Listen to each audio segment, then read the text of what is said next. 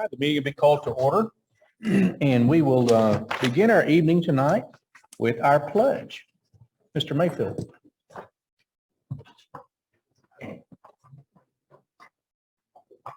Good evening, everybody. My name is Chris Mayfield, and I have the pleasure of serving as principal at Lovejoy High School. Tonight, I get to introduce one of our high school students who's going to lead us in the pledge.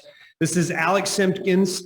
Alex is a 10th grade student at the high school. He's in the Gifted and Talented program for all his core subjects, math, English, history, and science, and he's also currently taking 3 advanced placement classes. He enjoys playing the cello in orchestra and is active in the Black Culture Society and is the founding member of the DECA organization at the high school, which prepares student leaders and entrepreneurs in marketing, finance, hospitality, and management. Alex also has 2 sisters that attend 7th and 12th grade, and it's my pleasure to introduce Alex Simpkins.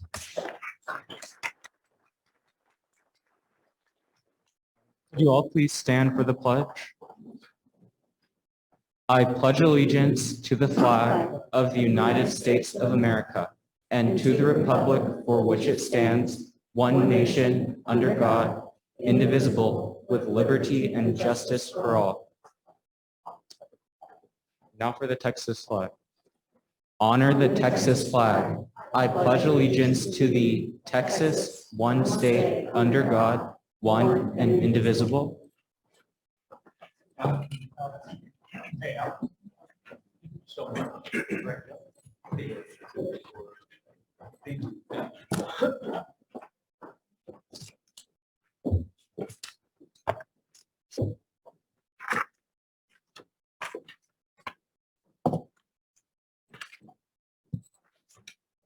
It's always a privilege to have our students lead us in our pledge, so thank you very much, Alex. Our roll call tonight, let it reflect that all members were present except for Mr. Wood. Mr. Wooden couldn't be with us tonight. And we start tonight with recognition. Ms. Cordell.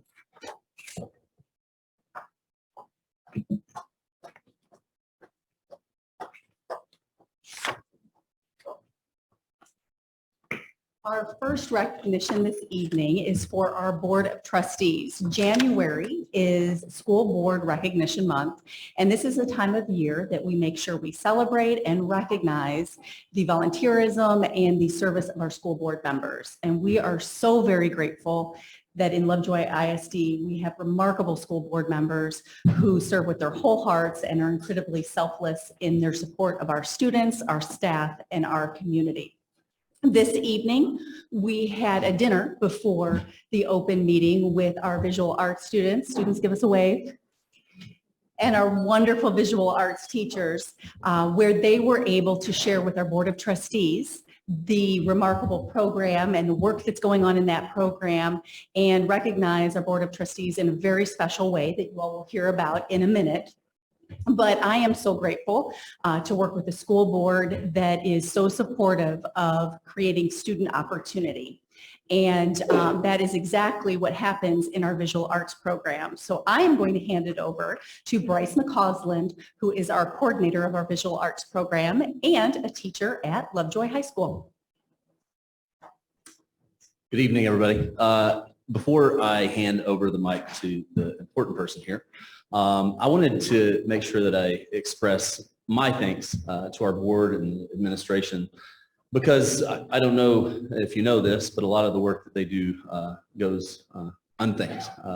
I told them at the dinner that my own dad was school board president for 12 years, and I told them I don't ever remember him getting a phone call late at night telling him thank you. And typically it was just the opposite. And I have been here proudly for 15 years now. And I have watched our school grow into the incredible institution that it is. And I think that that is on the back and the work of all the people that you see around you, the people that are here and are still willing to grow this into the phenomenal district that it already is. And I think a lot of times it's incredibly challenging and it requires a lot of hard work to not just sustain something that's beautiful and wonderful, but to grow it. And so I hope that all of you know from the bottom of this community's heart how much we appreciate the thankless work that you do. And In celebration of that, tonight we are giving all of the board members a drawing from one of our students. And this is a piece created by Ella Ray. Ella, will you come up here? And we selected this work for our board for a few reasons. One is because I think that it's a really beautiful picture of the work that they do, because this piece is about that idea of growing beyond burden. And while you carry that weight and you carry that challenge, you're still aiming up and you still are pointing upward. And I think that that's really what we see in front of us. I think that with all the challenges that have come our district's way, we have a board and administration that is mission-minded and absolutely chasing what is best for this community and for our students. And so this piece has a big pull for me. I've been so lucky to teach this young woman for 4 years and to watch her grow into the phenomenal person that she is, not just artist. I think that the reason that I love this piece so much is because this piece is really a symbol of who she is, because this work is very much about being able to be growth-minded, and being able to be focused and determined and have grit. And I think that you see this. And so my goal is that all of our board members would have this and have that reminder constantly, daily, of the work that they do and the gratitude that we have for that work. I'm going to let Ella talk about this piece and all that it's led to. You want me to tell them about Young Arts, or do you want to? So she's like most artists, not really good about praising herself. So Ella recently received an incredible honor. Ella was one of 2 of our students this past year that was a Young Arts winner. And Young Arts is a contest out of New York that is quite honestly the pinnacle for high school artwork. And it's artists that are really challenging what is possible in the high school level. And Ella was selected not just because her work is phenomenal, but because her work is absolutely related to who she is as a person.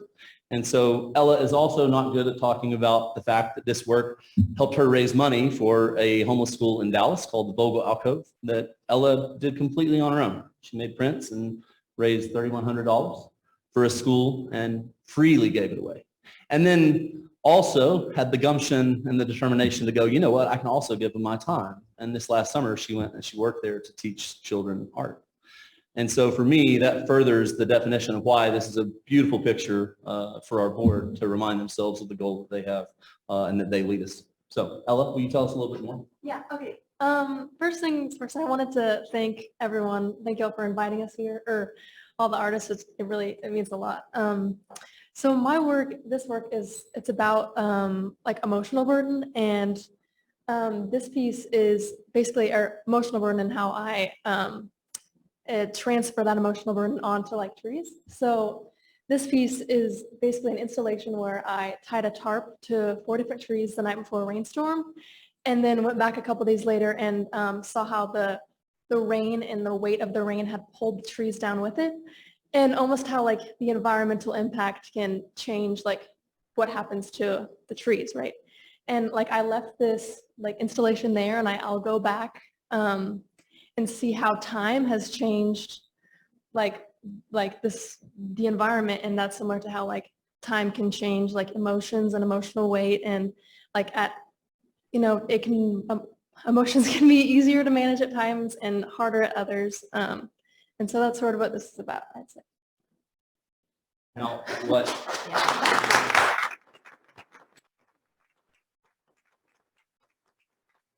As I explained in the dinner, our program is built on a lot of things, and awards is not one of them. As they said in the meeting, the awards are a byproduct of the work that the kids do.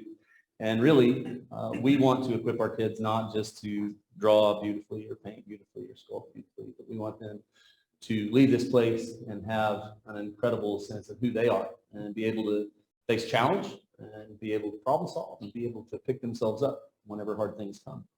And I think that that is one of the reasons that for Ella, I knew she wouldn't mention it, but Ella was one of 3 visual artists selected from Young Arts. She got interviewed by a panel of jurors to apply for the Presidential Scholar of the Arts. And only 3 artists in the country were asked to apply, and she is one of them. And I think that that honor is that honor is absolutely about beautiful work, but it's because the work is created from who she is and the heart that she has for people and her community. So, Board, on behalf of our program and our students and our teachers, thank you so much for the work that you do to support and really guide our students and our district in the right direction. Thank you.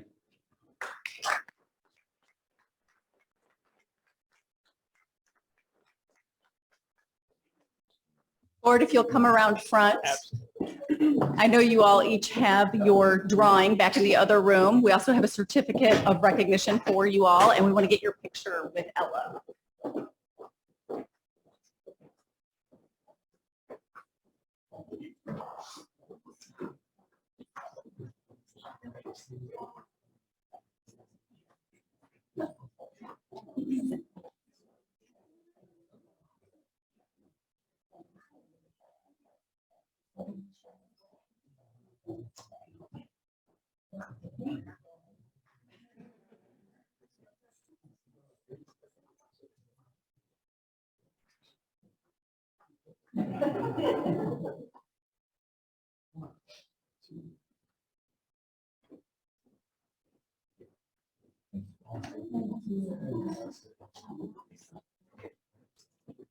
Oh, good.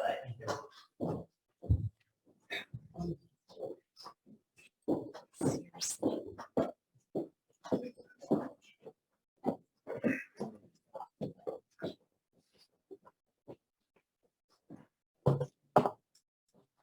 Here, one more recognition.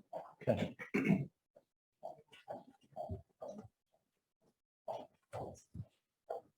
We have a very special athletics recognition, and we have our athletic director, Chris Ross, here this evening to share some words of celebration. Coach Littlefield, come on up here. I was telling Coach Littlefield, I'm just going to start calling her congratulations because every time I see her, that's what I'm telling her. And so Coach was named the CCCAT Coach of the Year and then the TGCA Coach of the Year for her work with cross country. So that's incredible. And we're very, very proud of her. Now, an award like that, obviously that's tremendous, and it's recognizing what she did in a moment in time this year. The people in Lovejoy know that that award has been won over the 7 years that she's made a significant difference to countless girls in our program. So you see the ones that they're hanging the medals around their neck, and she helped do that. There's so many other girls that she has impacted and changed their life. And we're so thankful that you work in our community with our girls. So thank you so much.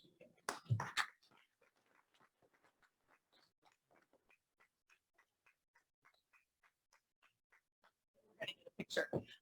As we're moving into the picture, I do want to share that I had the privilege and opportunity to attend the cross-country banquet, and many of the girls shared phenomenal stories of the impact that Coach Littlefield has had on their life. But there was one that really resonated with me, and that was a student who in middle school was talking about how they had just ran their first mile. They were in the middle of an asthma attack, and Coach Littlefield approached them and said, "Hey, have you thought about going out for track and cross country?" While this student isn't necessarily a top runner, what Coach Littlefield gave this student was belonging and purpose, and what athletics can really build and bring in a student in terms of perseverance and that daily commitment that leads to really big outcomes. And so we want to thank you and recognize your profound impact here in Lovejoy ISD.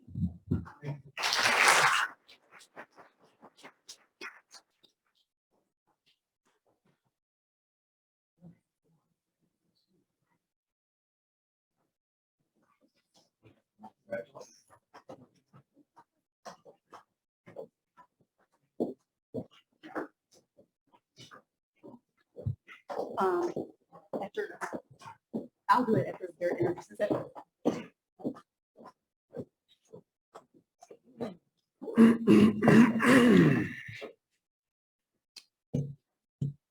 All right. Next, we have introduction of new hires. We have two new hires to introduce to you, and those are going to be introduced by Mr. Mayfield and Ms. Halpin.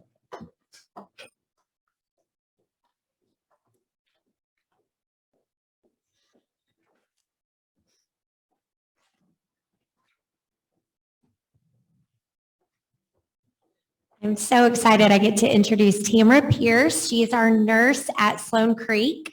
I guess I should say reintroduce because she was the nurse at Sloan Creek from 2013 to 2019.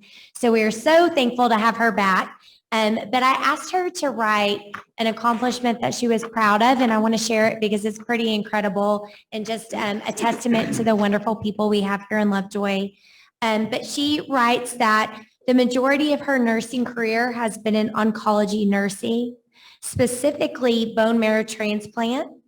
And she was a coordinator, a bone marrow transplant coordinator, and was able to publish a paper with the 5 physicians about increasing stem cell production using chemotherapy.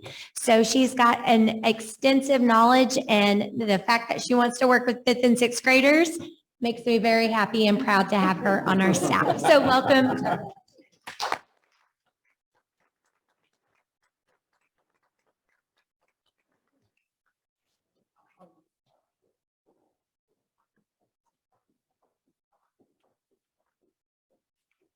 And I get the opportunity tonight to introduce to you Augusta Bueno. Augusto's from Rio de Janeiro, and we got him here in the United States as fast as we could. He did his college in Denver and played soccer there. And then when he came to Texas, he's really spent the last several years investing in our kids here in Lovejoy. Augusto's been a substitute teacher in our system. In fact, a couple of years ago, he did a long-term job at the high school when we had a teacher who was out on maternity leave. And I knew at that point that if we had an opportunity to hire him, I wanted to hire him. And sure enough, that opportunity came at the beginning of this semester.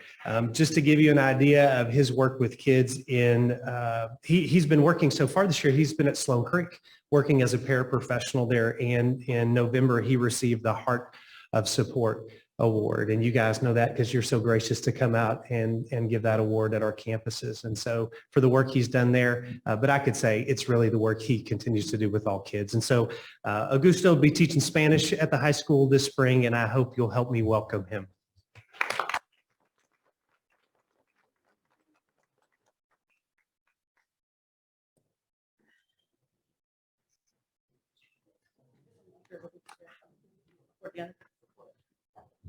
Good evening. We are giving, as you saw, a caramel apple and a pen tonight because this is a symbolic tradition that Lovejoy does to represent the apple with being the profound impact of an educator, and then a pen to represent the new employee writing their next professional chapter with us. We have 2 more individuals who were approved at a previous meeting that I want to make sure we recognize and that we fulfill our Lovejoy tradition of the apple and pen. And that first person is Kim Steiner, who serves as our coordinator of community engagement and organizational development. She is also my executive assistant. Kim has been part of Lovejoy ISD previously as a human resources specialist, and we were so excited when she was willing to transition over into this new role. She has absolutely hit the ground running. I appreciate her infectious laugh and her can-do attitude, and there are great things ahead with Kim in this new role, and I am just thrilled and privileged to get the opportunity to work with her.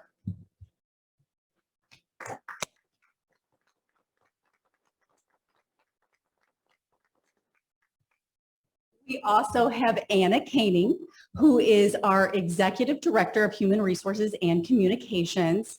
I had the privilege of working with Ms. Koenig in Frisco ISD. I think we worked together for like 16 years. She is so remarkable that when it became public that she was on our board's agenda for consideration, I got calls literally from around the state from people, some people I hadn't talked to in years, that said, "You got Anna?" And so we are thrilled to have your leadership and expertise in Lovejoy ISD, and we can't wait for you to write your next chapter with us. First official day, February 1st.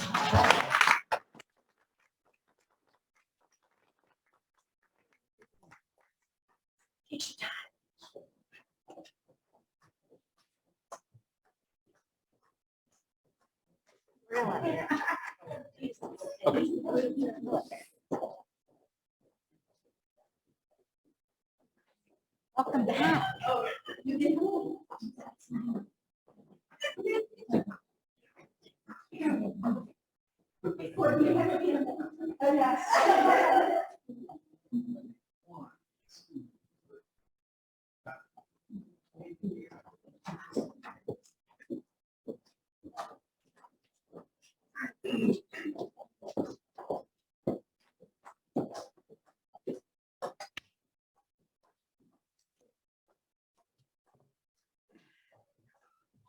All right, thank you, Ms. Cordell.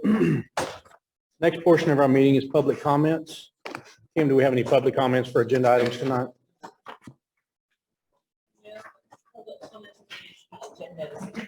Thank you so much.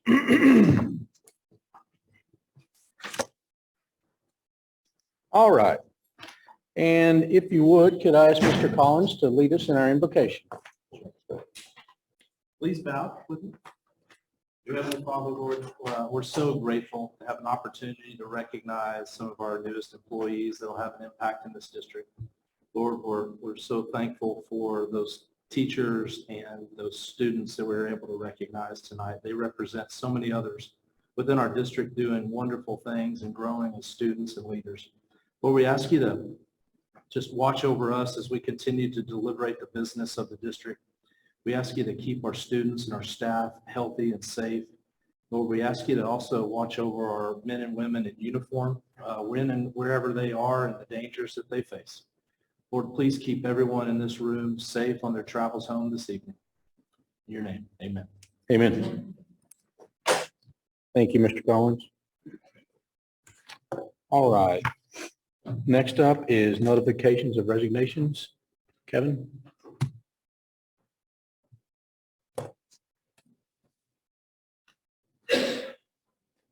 Let's skip some. No, Okay. it's just a long way to walk. He's gonna get steps in. We just have two employees that we would need your approval for their resignation this month. It's notification only. Just a notification. It's just notification. Oh, I'm sorry. Yeah, and they're on page 13 Yep, for your review. thank you. Duly notified. All right, and next up is our consent agenda. Any items we'd like pulled for review tonight? If there's none, I'll entertain a motion. I move we approve the consent agenda. So moved, Ann Smith. Second. Second, Marvin Bobo. All in favor? Aye. Opposed? Thank you. All right, consider and act on approval of new hires. Mr. Parker. Where are you going?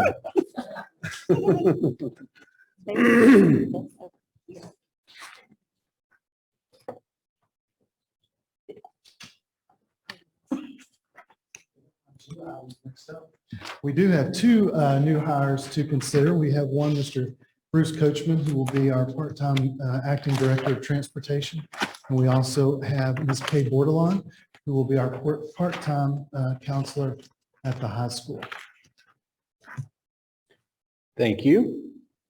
You guys heard the recommendations. Any deliberation? If not, I would consider a motion. I move that we make those hires official. Mr. Collins, motion. Second. Second, Jason James, all in favor? Aye. Opposed? Thank you, sir. All right, next up is consider and act on the extension, and consider and act on the formative superintendent evaluation. And if some of you are new to the board or to the board meetings, you may or may not know there's a few things that we do specifically.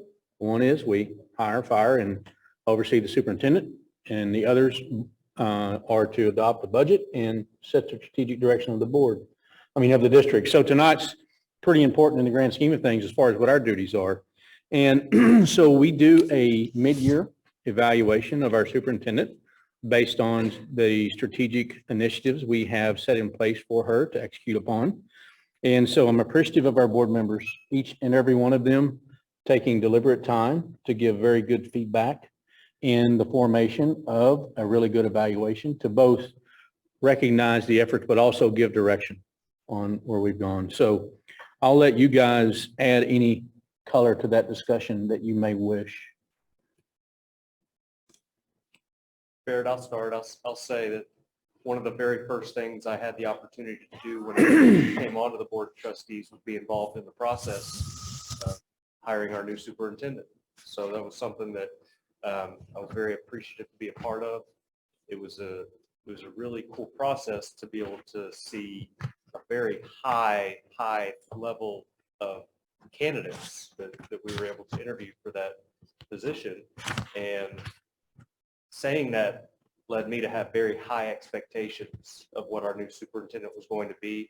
And I'll say that in 6 months, Katie's exceeded pretty much every single one of those expectations. So that was part of our review process, was talk about how she has exceeded expectations in a lot of areas, priorities and goals that we had.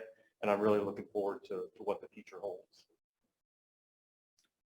Yeah, some of you may or may not have been around for the hiring process of our superintendent, but certainly having gone through it a couple of times in the past 3 years, we've gotten to know it. And we had, I think, a little under 70, maybe over 70 applicants apply for the position to lead our district. And we had a third-party consultant, JG Consulting. We spent, I don't know how many hours, but multiple opportunities evaluating these candidates. And, you know, as you go through that process, the cream rises to the top. And so certainly, both, as Mr. James said, the level of expectations that we have here maybe are, I think, sometimes unreasonable, just to put it lightly, but certainly extremely high.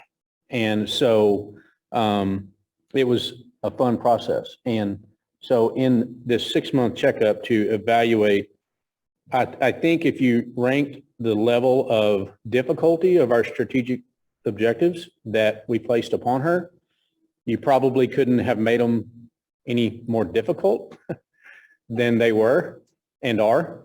And so for us to be able to sit here today and reflect over the first 6 months is certainly pleasing. So. There's echo both of your comments. I think, Katie, you jumped in head first.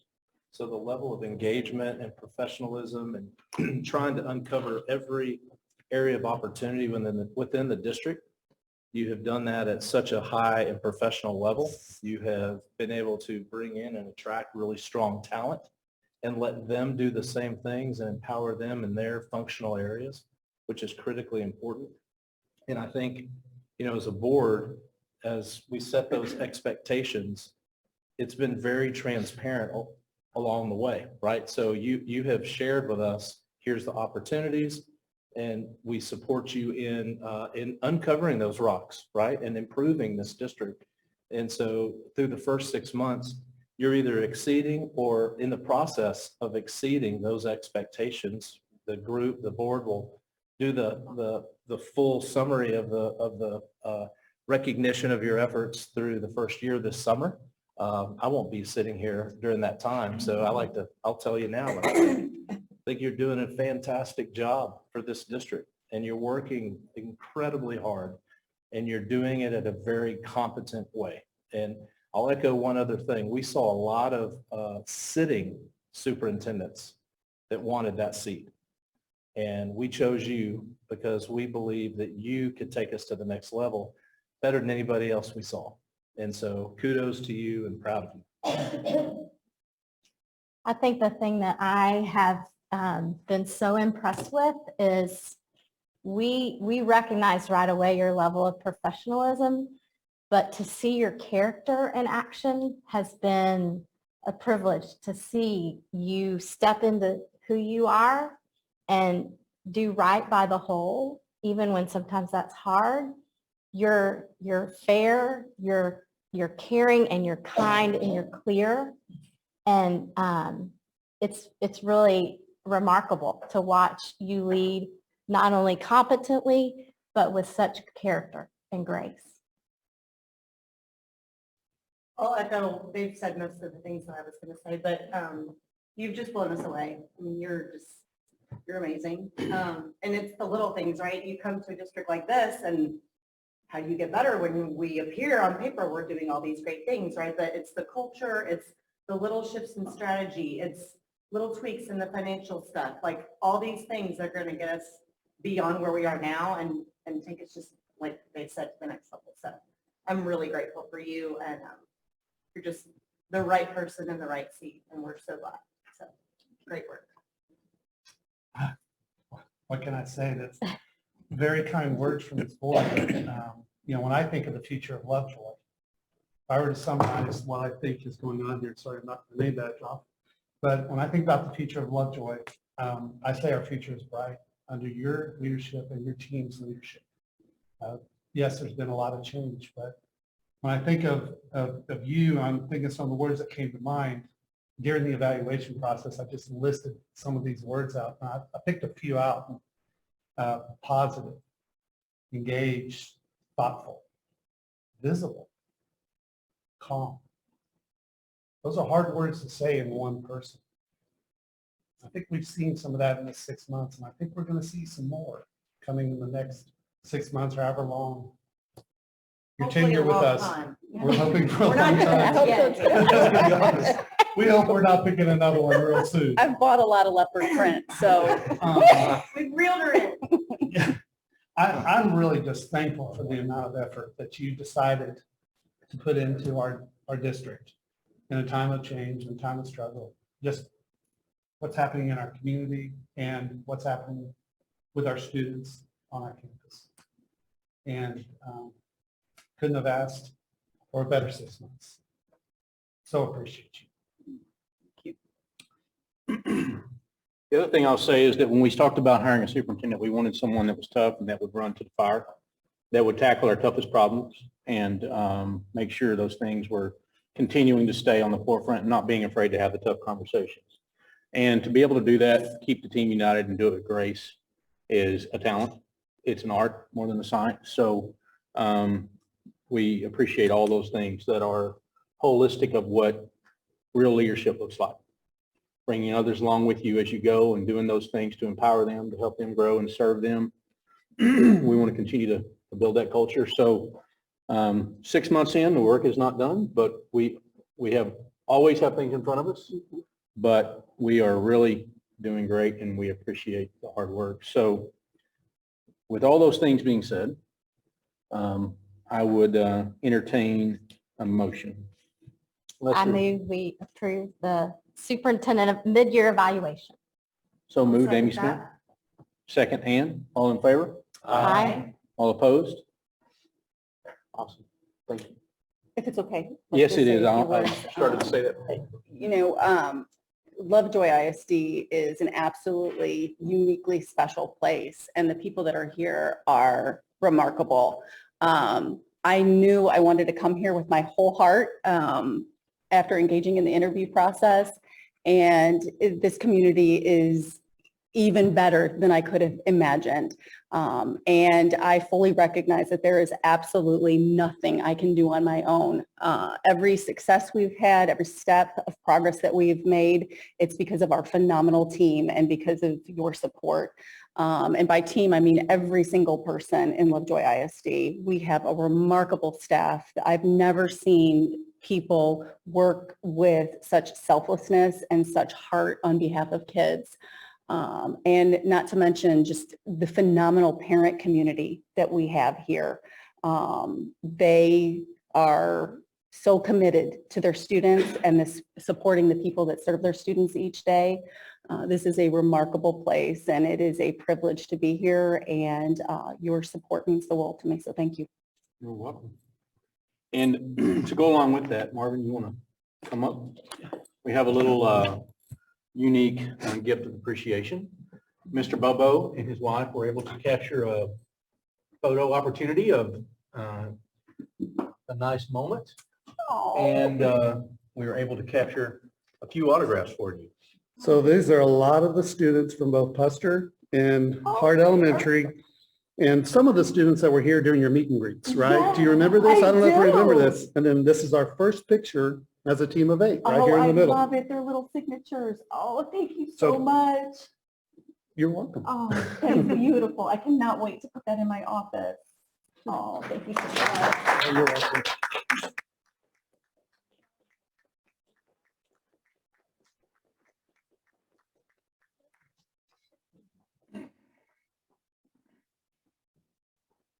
All right. Next on our agenda is discuss and act on extension of amendment to the superintendent's contract. We wanted to recognize and secure further the future relationship. As you so put it, let's make those dreams reality. And we would like to propose that we extend Ms. Cordell's contract through June 30th of 2025.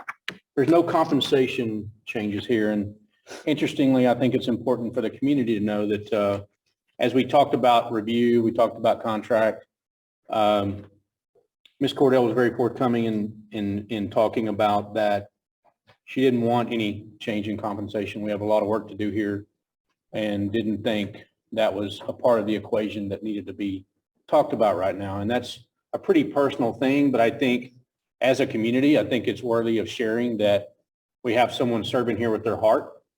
Obviously, we work to feed our families, but we appreciate that gesture in this process. So any other discussion around contract extension? Nothing, just for context, for people who don't know, in the superintendent world, usually somewhere between a 3 and 5 year contracts typically in the state of Texas. And so this just adds another year on the end after this year unfolds. So I think it's definitely the right thing to do, and our commitment to Katie and what she's doing here, and hopefully reciprocate and stay here for a long time, doing good things. Yep. Any other? There's no other comments. I'll move that we add another year to the back of Katie's contract and extend it. So move Chad Collins, second Marvin Bobo, all in favor? Aye. Opposed? All right. Welcome. One more year. All right. Item 13, consider and act on the recommendation to add Dr. Johnson to the LISD School Health Advisory Council, known as SHAC. That's right. You stayed over this time. I did. Meeting's gonna go to midnight if I keep walking over here. I'm sitting, so I thought I'd make it a little bit shorter. I'm here to make a recommendation that the board approves Dr. Todd Johnson as the final member of our Student Health Advisory Committee, and Dr. Johnson's in attendance with us tonight. Dr. Johnson is currently a pediatrician at Cook Children's Hospital at the Allen campus. He grew up in Plano and attended BYU University. He's been a Lucas resident since 2013, and he has had 2 graduates come through our school system and currently has students at Hart, Sloan Creek, and Lovejoy High School. So he's going to be here a few more years, and he wants to make sure, to contribute. I had the pleasure of knowing Noah when he was at the middle school, so I've known Dr. Johnson for quite some time. So my recommendation is for him to join us on our Student Health Advisory Council, also known as SHAC. All right. Heard the recommendations. Any questions or discussion? I move that we add Dr. Johnson to the chat. So moved, Dan Smith. Second, Marvin Bobo. All in favor? Aye. Opposed? Thank you. All right, Ms. Steiner, you're up. Consider an act on calling a school board trustee general election for May 7th, 2022. We really do need to.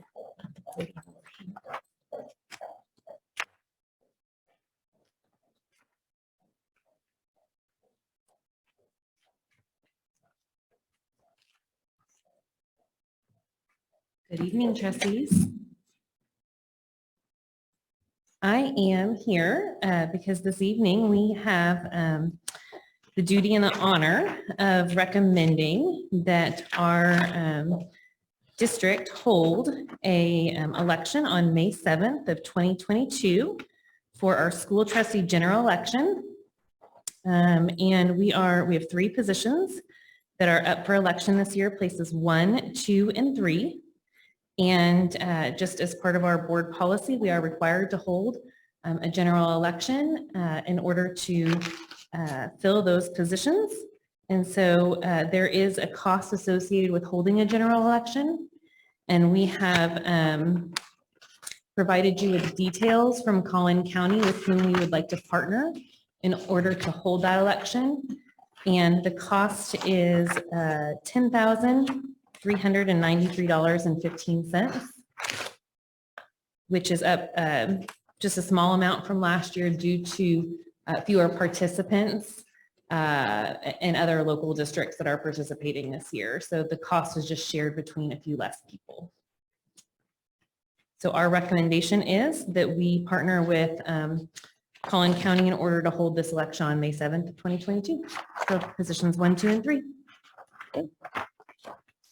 Any I think in questions? past years, we've evaluated this for context for the community. Do you recollect the cost of holding it ourselves versus partner with Collin County? Seems like it was in the 30s. Yeah. Yeah. Just from memory. Significantly higher. It was probably Substantially higher. And it's even less with Collin County, because at one point we did it with Fairview, and I think it was around 15. But when you pool with Collin, because there's more participants, like Kim was saying, it brings it down even more. Yeah. So if no one contests any of the places, then of course we wouldn't have to spend money, but if there is contest, then we would have to spend the time. Right. That's a lot better than the other. That is correct. It's important to note, yes, we wouldn't obviously do this unless we had a contested election. Any other comments or questions? If not, I'll need a motion. Move to approve the order of election authorizing the May 7th, 2022 school trustee general election, places 1, 2, and 3 for a 3-year term as recommended. So move Jason James. Second. Second, Ann Smith. All in favor? Aye. Opposed? Thank you. All right. Item 15, Texas Academic Performance Report Presentation. Dr. Tinsley. Thank you. I'm here to present the Texas Academic Performance Report, and it's a TAPER report. It's an annual report that is published by the Texas Education Agency annually, and it includes a range of information on the performance of students in our schools and our district as a whole. You have a copy of the lengthy report here. It has been posted on the TEA released these in December. And districts are required to hold a public hearing of the report and then disseminate it to ensure that our community has access to the report.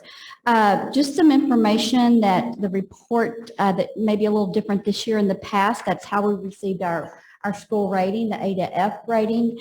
This year on the 2021, because of where we were with students having limitations with in-person learning and the impact of COVID-19, districts are not receiving a rating. We did meet requirements and compliance of special education that's outlined in the report. The report will include information about not just student performance. We look at our groups, ethnicity, socioeconomic, staffing information, academic programming, student programming, attendance, graduation rates, dropout rates, college and career readiness, and then how our most recent graduates who are in the first year of college are performing in post-secondary institutions. So wondering how do we use this as a district?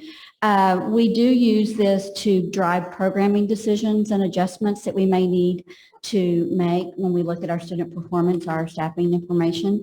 It helps us alignment with our curriculum and our courses and planning how we're assessing and growth areas that we will identify through that.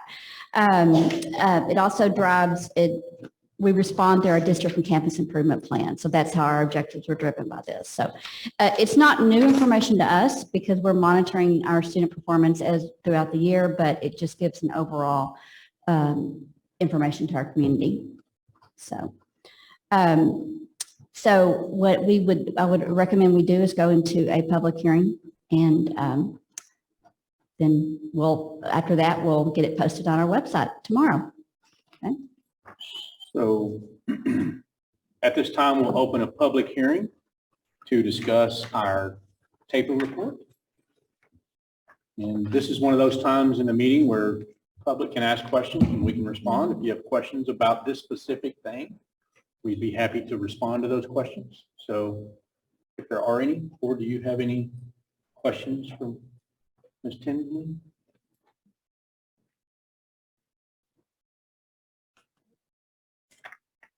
Are there any comments on the key takeaways from the administration for this report for this year?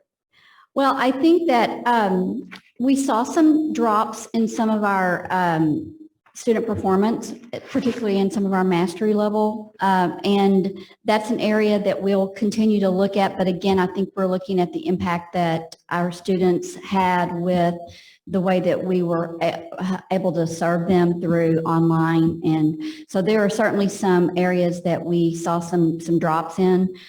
Looking at comparison districts and across the state, it was somewhat common. So yes.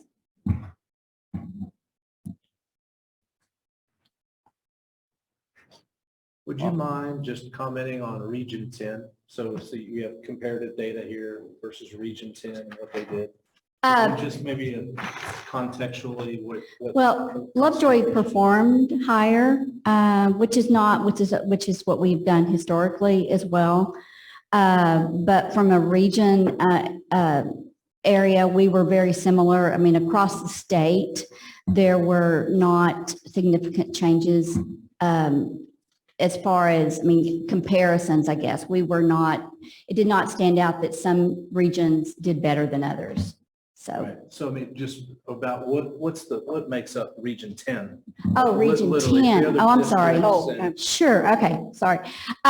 It's made up of the circumference of our areas we serve. Region 10 is a service center that serves schools that are large districts. Dallas is one of the districts within the service center. We have districts to the east. So we have some districts and schools that we do have some comparison that we're like campuses and like districts with.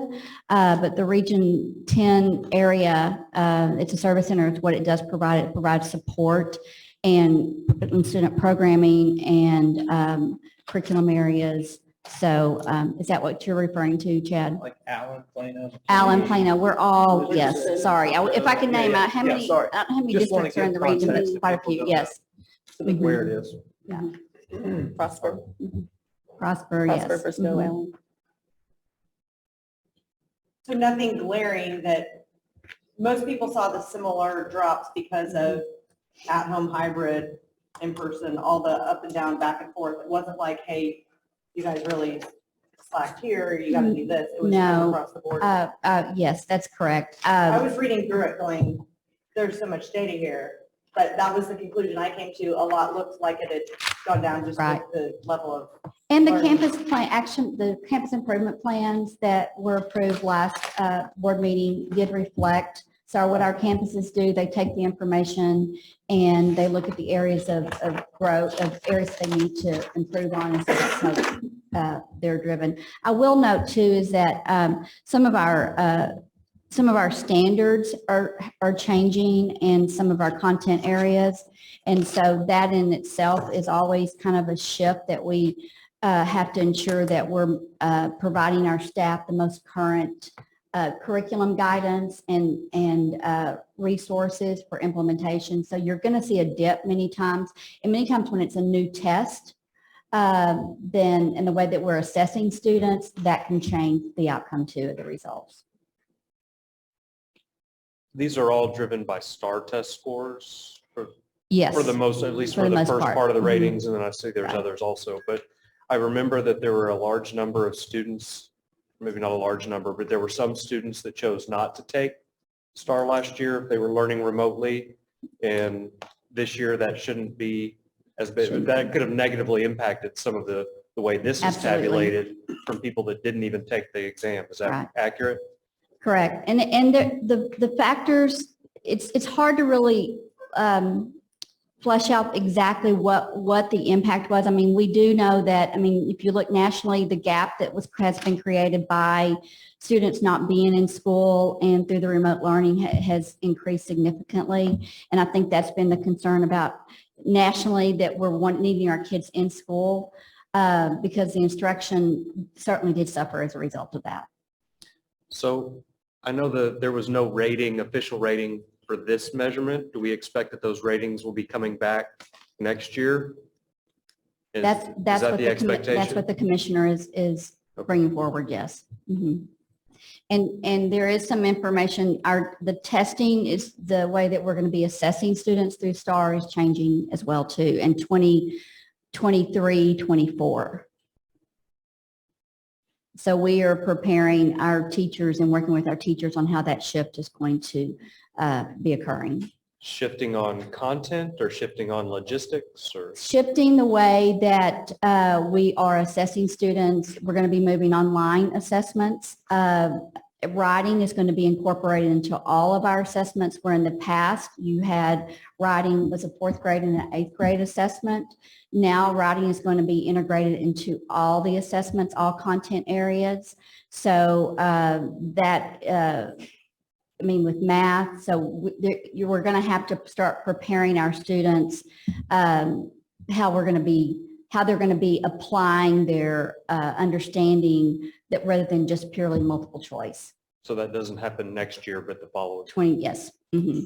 And I hope to be bringing to you later this spring the changes that are going to be occurring with the STAR assessments. I think it's good for kids. I think it's just, again, we've got to equip our staff and about how we're preparing students for this test. So, and really, if we're doing a good job of teaching the curriculum and designing instruction based on the needs of our students and differentiating, we shouldn't have to worry about the STAR. It's just we got to shift the format too.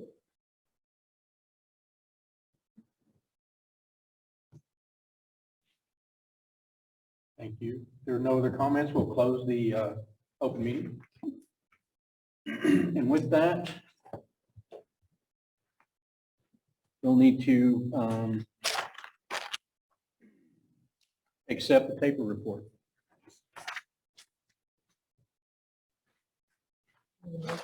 Need a motion? I move we accept the question report as presented. All in favor? Aye. Opposed? Thank you. I don't think we actually had to accept that. It was given to us, but Right. we covered our bases. It'll be, and I'm going to get through this. I think there's only 150 slides on this one, so that tells you how long the report is. It is divided by, the first part of it is the district report and then the campus report. And it Is fascinating data. I mean, but it is It will suck lengthy. you in though. Yes.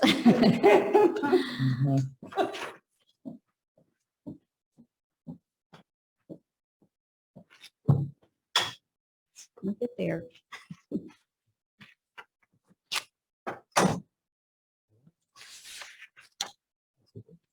You have every I'll slide just up keep there? doing this, Chief. I'll do it. Okay, all right, perfect. Yeah, you're fine. Next up are our cabinet reports.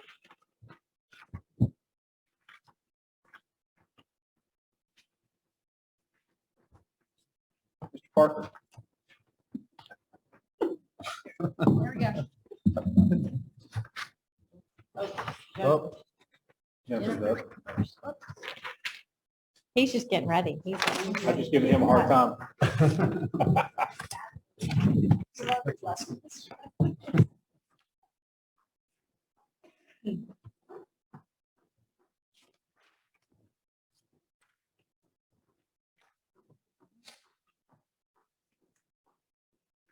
It's not so bad, Kevin. So we have a few items we wanted to update you on this evening, just kind of progress updates along the way. A lot of work going on around the process of preparing for the 2022-23 budget. And so again, we always talk about reframing our story as our goal for this planning for next fiscal year upon our pillars of legacy of excellence, future-ready students, and financial sustainability. So that being said, we provided some milestones for you kind of at the beginning of this process that we were mapping out essentially to ensure that we would have enough time to accomplish all of kind of the assessments that we needed to do in an ample enough time to keep everybody informed along the way, and so that we have time to make the decisions that we need to make in preparation for next fiscal year. So some of that work that we engaged in December and January was around the zero-based budgeting approach. So we began that on December 9th, meeting with district leadership, kind of giving them a background of what zero-based budgeting is, since this was new to all of us as a collective team. And so we were excited to kind of roll that out and provide some templates and some useful information for leadership to use in that process. And then basically, since we came back from the break, we've been working with principals and department leaders, reviewing what they put together as their prioritized budget items for next fiscal year. So I think the board would be happy to know that any discomfort you experienced in being forced to prioritize budget workshops or budget items for the workshop was shared by the rest of the district leaders. Not an easy exercise, but it forces a lot of thought and really a lot of great conversation around the entire process and getting to know what each area is leading for and how we can ensure that we continue to support the fine work that's being done across the district. So that being said, our goal was to be able to deliver allocations to our budget leaders, and so that they can, my goal has always been with the June 30 fiscal year end to allow budget managers to enter their budget before spring break, so that they can enjoy their spring break knowing that they've submitted their information. That being said, we had several assessments that we had also decided to do this year as an important part of building that budget, a staffing efficiency and compensation assessment. So we will likely be bringing those to the board on February 7th and moving that work forward. We have also engaged in a capacity assessment of all the campuses. We do have the results of that information, but really we want to tie the conversation around the capacity we have at our campuses with the demography. And as we dove into the demography, we've learned that transfers into Lovejoy ISD have a significant impact on what the demographic projection will likely be. So we've really spent a lot of time digging into that data. Sorry, Nancy, we probably pulled PEMS reports and transfer reports ad nauseum to really evaluate that thoroughly. So that is delaying slightly. And so we're kind of changing the process or as we complete these items, maybe the timeline in which we're bringing them to you, but wanting to ensure that we bring you thorough information. We never thought staffing and efficiency would get done before demography, but you just never know until you start digging into the data. So there's some other milestones here, but I just wanted to highlight the beginning of the zero-based budget process, where we stand with that now, as well as those big kind of assessments that we need to do to prepare for next year and where we are on those. So when asked how the zero-based budgeting process is working, I just decided to summarize it in one slide. Growth is painful, change is painful. And I would put up there also the unknown is painful. Just doing a new process is painful, but hey, it's 2022 and we're getting used to this. So, but I will also say that nothing is as painful as staying stuck somewhere you don't belong. So I want to definitely recognize all of our district leaders who are going through this process. I've been very impressed with several of them who have brought forward their own cost savings ideas. You know, here's areas where I think that we can improve. Here's something I'm willing to give up because I know I can still lead my department. I can still lead my campus and accomplish what I want to accomplish for kids. And here's the areas I think that we can adjust. So hearing that is really, truly inspiring. And so I think we have some good work before us as we get through that process. So That's that so being great said, to hear, because that's what we hope from this process. So yay for sharing that. That's so great to hear. Great. Thank you. It's been very good. It's a little bit of a hard process for the first time. Sure. But it's also been a really great opportunity with lots of new staff to kind of get involved and find out, tell me what you're doing. Tell me about the programs that you have and how we can make sure we keep that work going forward. So. We also wanted to provide a brief update on compensation opportunities. So we mentioned a few grants in the last meeting that we wanted to pursue. And those are always a little more complex. It's almost like its own zero-based budget. But we wanted to give you kind of a flavor of what's going on with these different compensation opportunities because they are a little bit complex. And the first one we mentioned earlier was T-class and the opportunity with a few decisions that we were able to make is how they term them at TEA if we are able to pursue some of these opportunities. So the opportunities are listed there. We just wanted to update you as we uncovered that there was a deadline in October to submit some information via e-grant that was not submitted by the district. So we've been in communication with TEA. I think we were under the impression that that had already been completed and it wasn't. So we're working with them to get that rectified. There's also a strategic compensation grant. And so I think we mentioned this last time. This is an interesting grant as it is a competitive fellowship grant.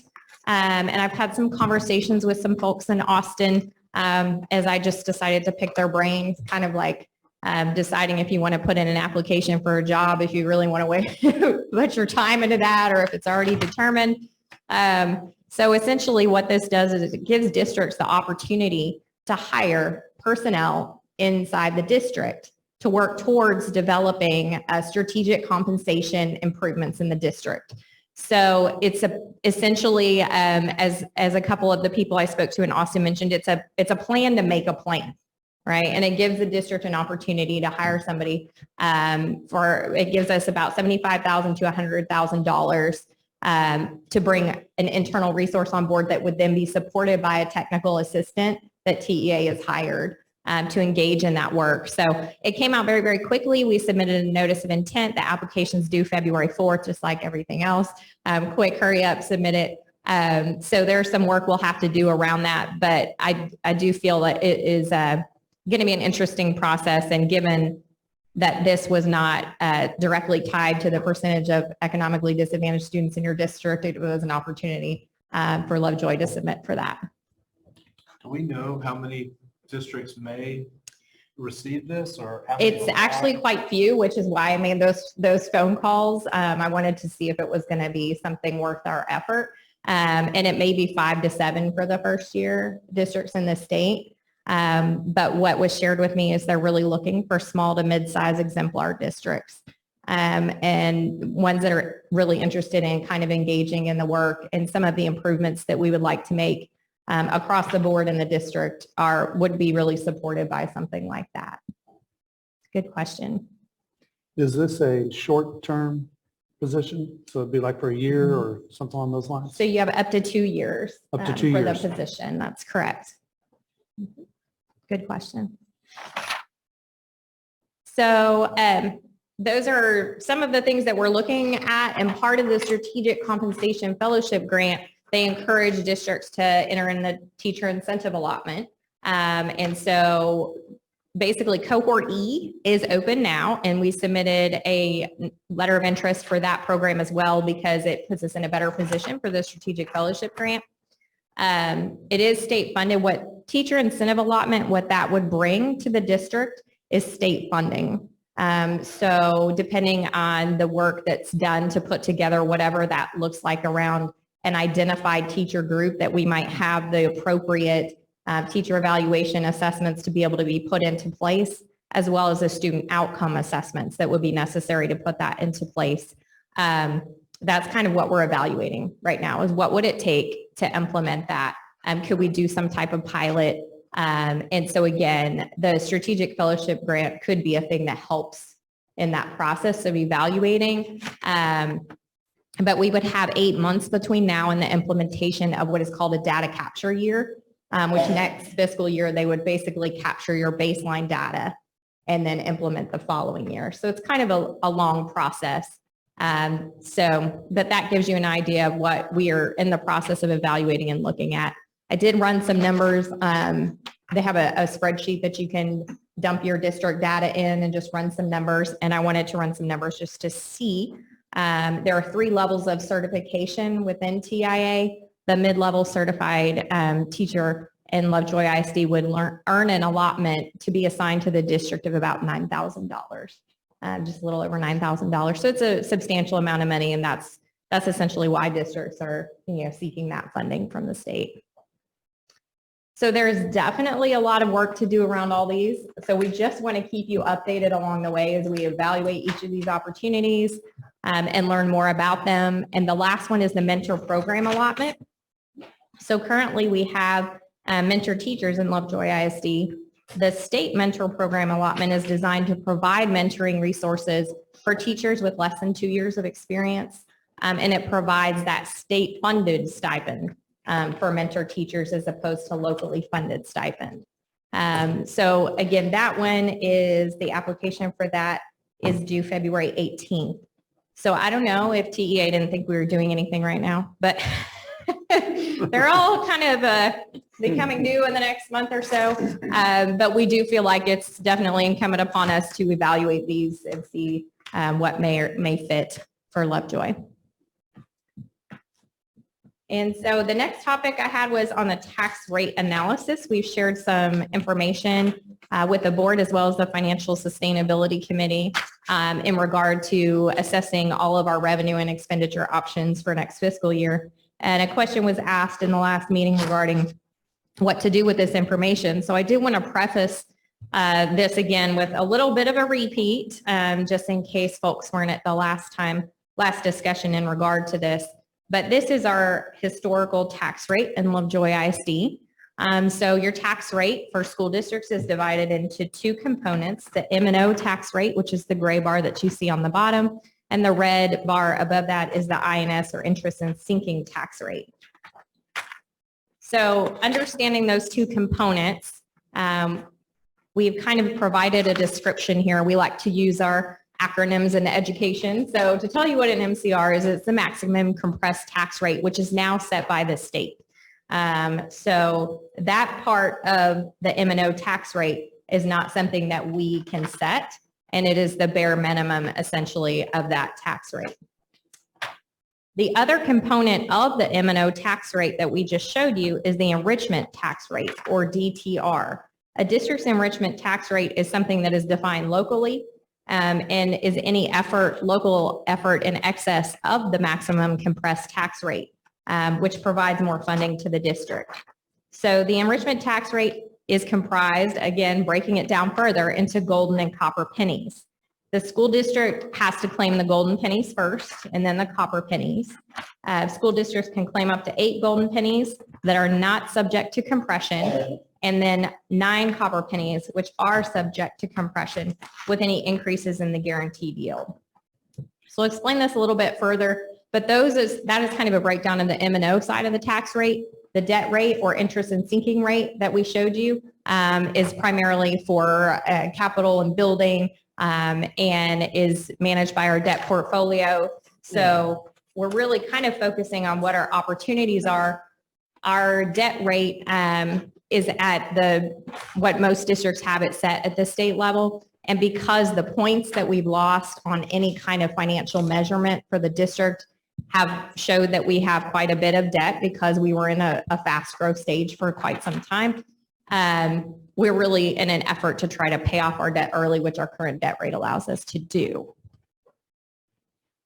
So this graph shows you the breakdown of the golden and copper pennies. See how difficult it is to do a tax rate assessment. You kind of have to squint to determine all the breakdown there. But this shows you the true breakdown of, again, the MCR at the bottom, your maximum compressed rate, the golden pennies, which you have to stack on next, the copper pennies, which you have to stack on next, and then of course that top debt rate is separate.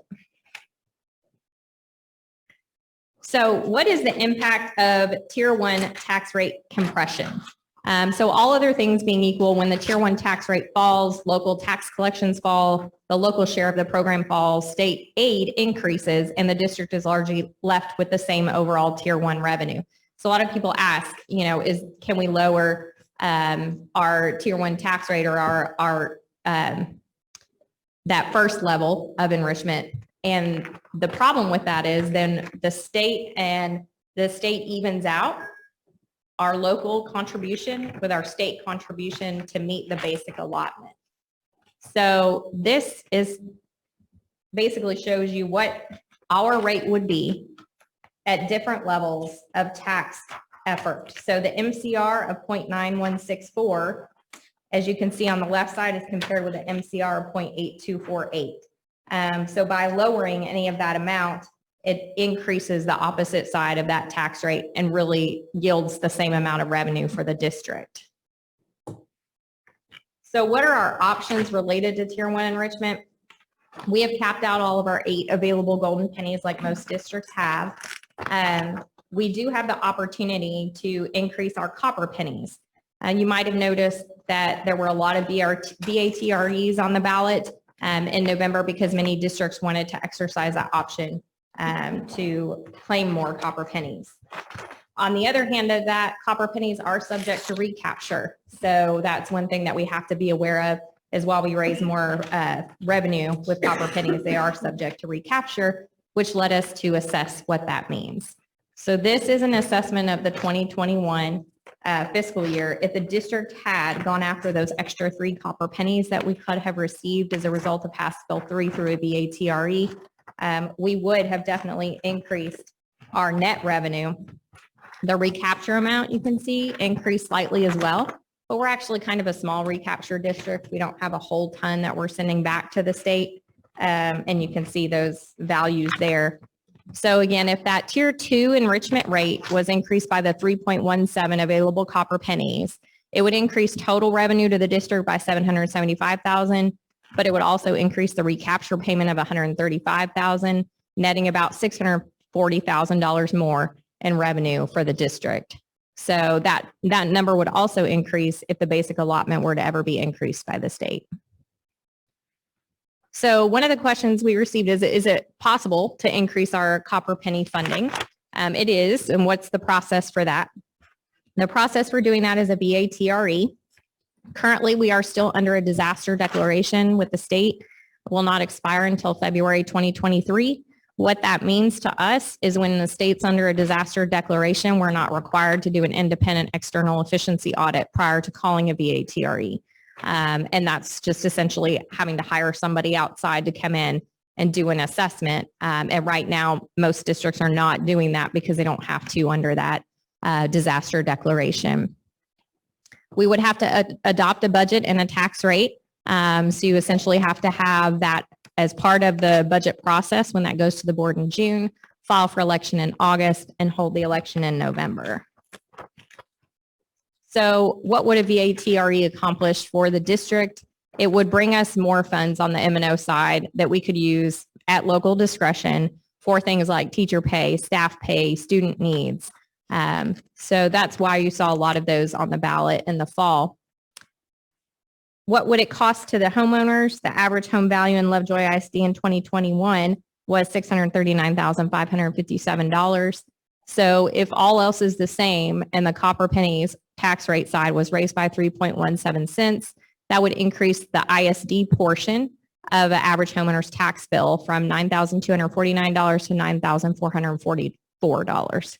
So about $195 per year increase as a result of that.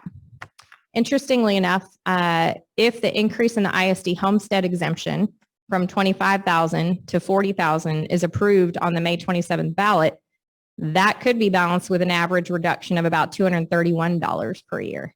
So if that were to be approved happening at essentially the same time, it could be a virtually neutral effect to taxpayers. That being said, of course, anytime our property values increase, that side of the bill does increase. But as far as the net impact of the homestead exemption combined with a BATRE for the 3.17 cents could be virtually neutral. Any questions about that? The slide that shows the historical tax rates from 2010 to 2021. Excuse me. Keep going. Yeah, that one. So if I remember correctly, the jump, and Chad, you guys that were here can remind me if I'm wrong, but we went in 2015 to 2016. That was a TRE that moved it from the 156 to 167, right? Correct. And at that time, the community voted and supported raising 11 cents on the tax rate, and then we had gone from 156 to 167, so we got that benefit of that extra 11 cents that the community recognized we supported and needed for the revenues of the district, but we only got that for 3 years, because then, was it House Bill 3 that then brought in the compression? And immediately with that changed, even though the community had supported the higher rate, dropped us back down to 156, and then compression in subsequent years had dropped us back down to even below what we were getting before when we needed to raise it. Am I summarizing that right? So, Yes, that's accurate. okay, so now what we're talking about is the potential to raise it just back to where we were originally, not even to what was supported previously at 167. Right? Correct. Okay, just making sure I understand.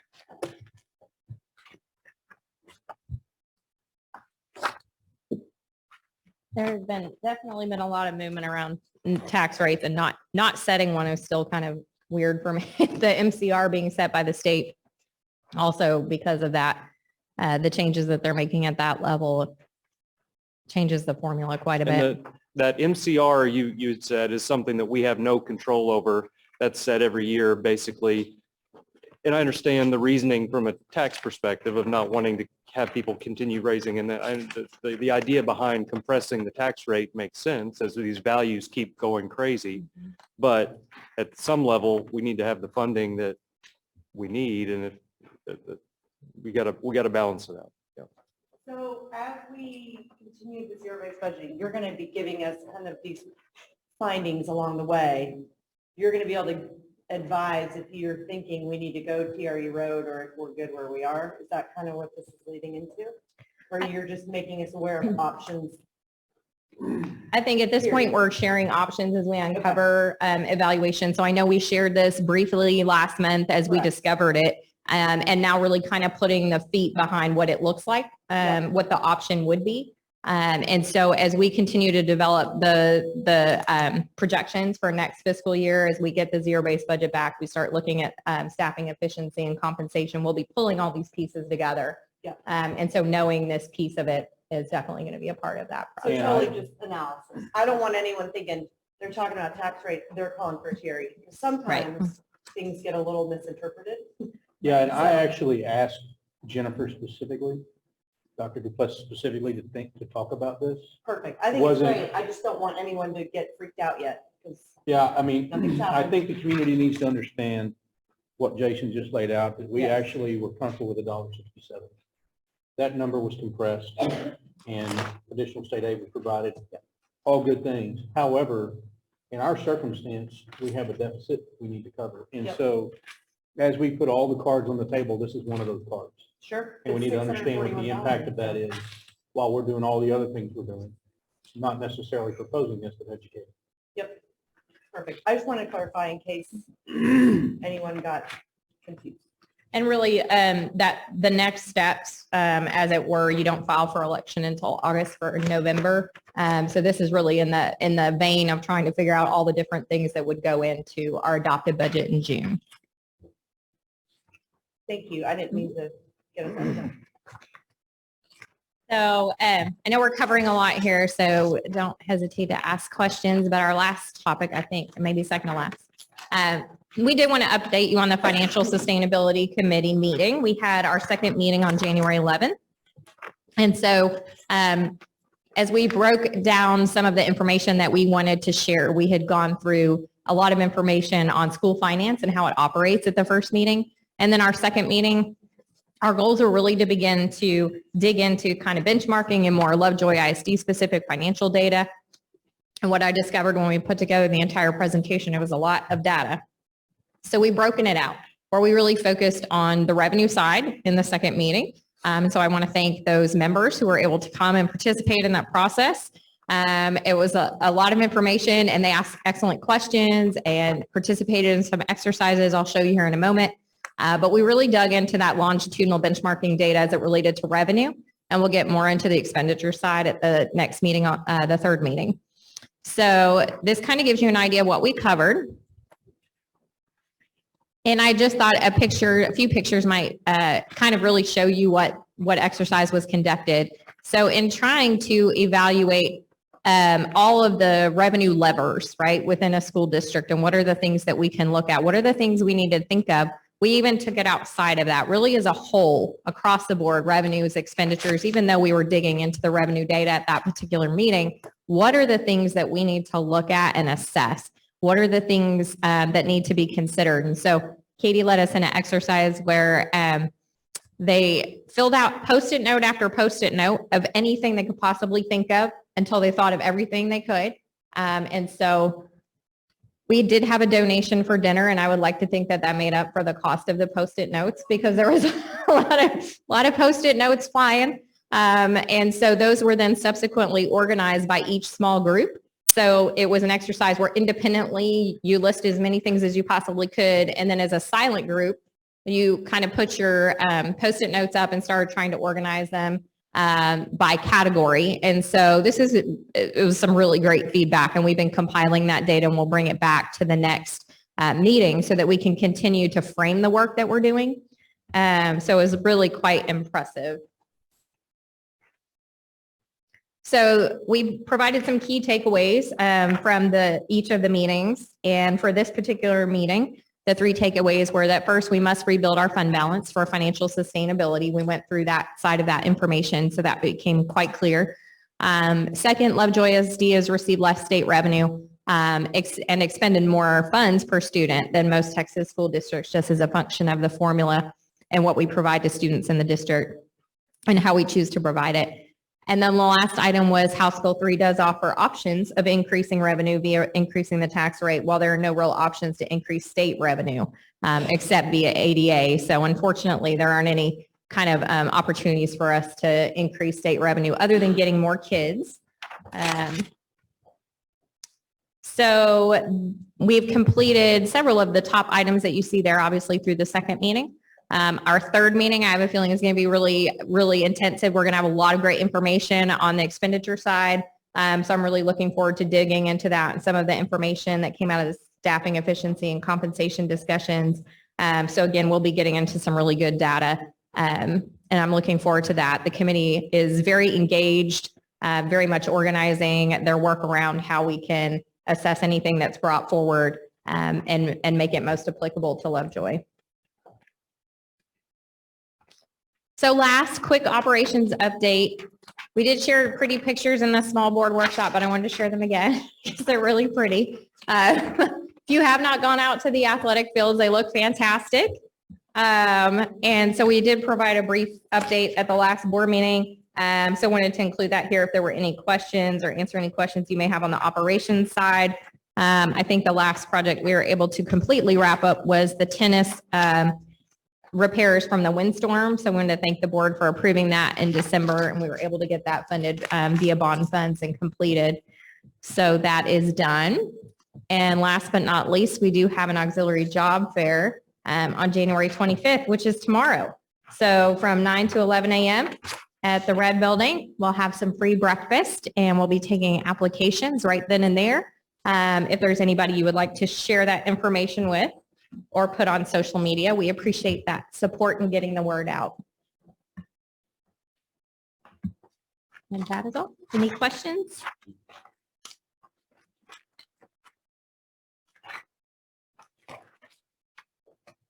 Did that require an RCP, just out of curiosity, or you don't know how many people have? Okay. We'll be here and be ready.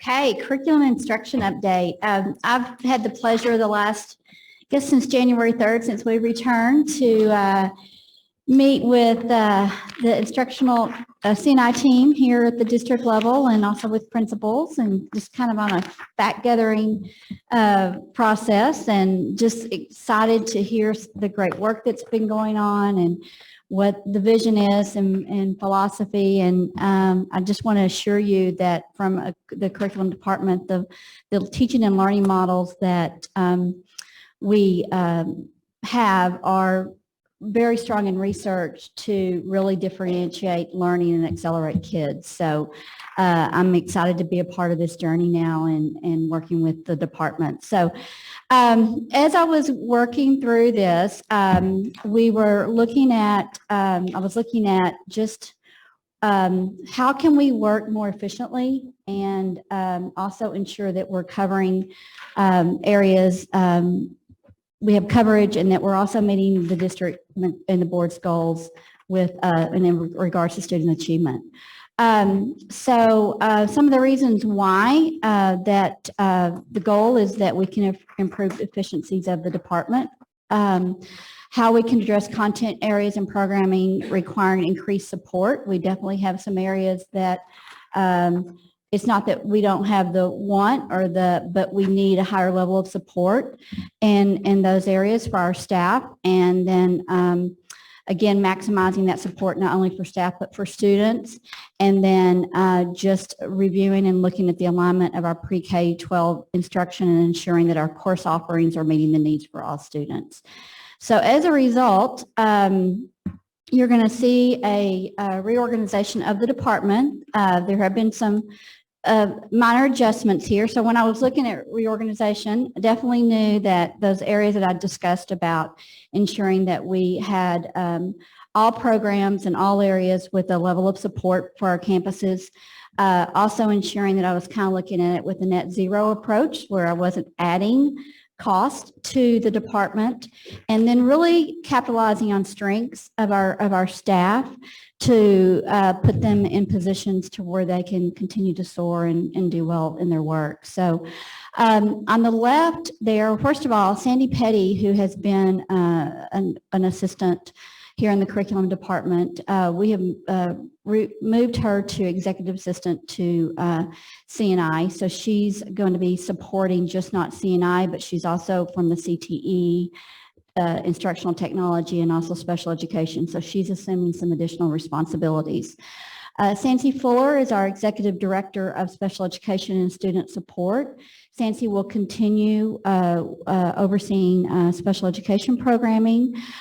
You'll see that we are, I have on the chart a special education coordinator, and the rationale for that is that what we're finding is that just we need to be on the campuses coaching and problem solving with teachers in serving students. And so the primary role of this position will be just that, helping build capacity of our teams and problem solving and being available for that.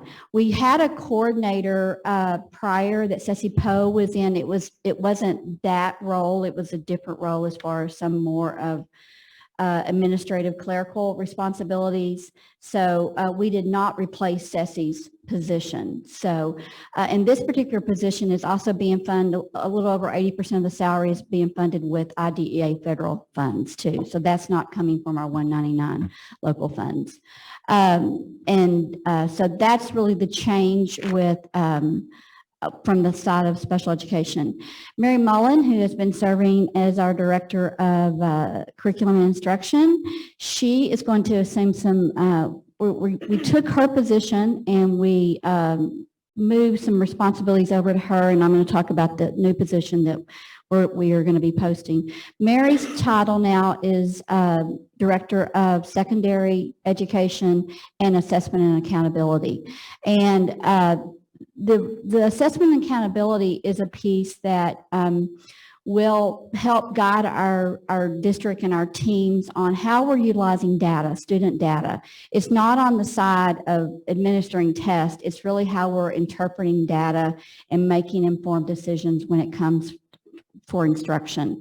So she's going to be working with principals, with our CNI coordinators to help guide that work. She's also going to be assuming the support of CTE, where that was originally under Mitzi Allen's role as our senior director, who retired. Mitzi retired in December. Mary's going to be supporting the secondary content coordinators, and then several other things on her list. We are going to be adding a position of Director of Elementary Education and Early Childhood. That position is primarily going to be supporting K through 6 or pre-K through 6 programming. Also, we really see a lot of potential with our early childhood programming, and we believe that the goal is to expand the program here at the Child Development Center, and also work on building high-quality pre-K programming for our 4-year-olds. So we just feel like that's a piece that possibly could also be revenue generating for our district too, because we have, that's a great resource for our community to have this facility, and it's childcare. It can be childcare on the side of tuition based, but also can be with high quality instruction going on and feeding directly into our kindergarten programming. So they're starting our school a little sooner than waiting until kindergarten. So that person that we are posting that position this week. So our hope is that we're going to be determining who that individual will be soon. And then Bree Smith will continue with advanced academics and GT, and then Crystal Hume is our coordinator of instructional technology and library media services. So the next slide breaks down somewhat more of the responsibilities that I alluded to. But I'm super excited. Got some great folks here, and we just look at the possibilities that lay ahead. And so it's going to be fun, and we're ready to get out on campuses and work with principals and teachers and see what we can do to support them and our students. Any questions? I wanted to ask, so the special education coordinator, will they be out on the campuses more, or will they be here? Primarily, You were yes. saying the coaching and the Exactly. fabulous. Yes, yes. So a day in the life, what does that look like for that person? It could be, it's not just with our teachers who are our special education teachers, it's also with general education staff. So it could be that this person is planning, they're in a grade level planning with a team on how we can support students. It might be working in a co-teach model. And modeling lessons and problem solving, looking at just ways that if there's adjustments that we need to work out with how we're using assessment data. So it's really basically, the goal is to build capacity. So whatever we can do to build capacity and give teachers the tools and the training that they need to be able to best respond, that's what the goal is. Okay. Do you have a timeline on when you expect these 3 open positions to be filled? We are going, the coordinator for special education, will not hire that until for the 22-23 school year. Gotta get my numbers right there. Because we just think right now hiring someone, it may either pull them out of a classroom, and just the candidates, we feel like better in the spring. If we post it in the spring, we'll have a better chance of getting what we need. We've kind of had the coordinator for our GT, we've had that posted, and we have found some individuals, but it's tricky getting out of contracts mid-year and being released from contracts, and also teachers not really wanting, if it is a teacher wanting to go in that position of leaving their classroom, which we have to respect that. So I anticipate those positions will not be filled until later this spring.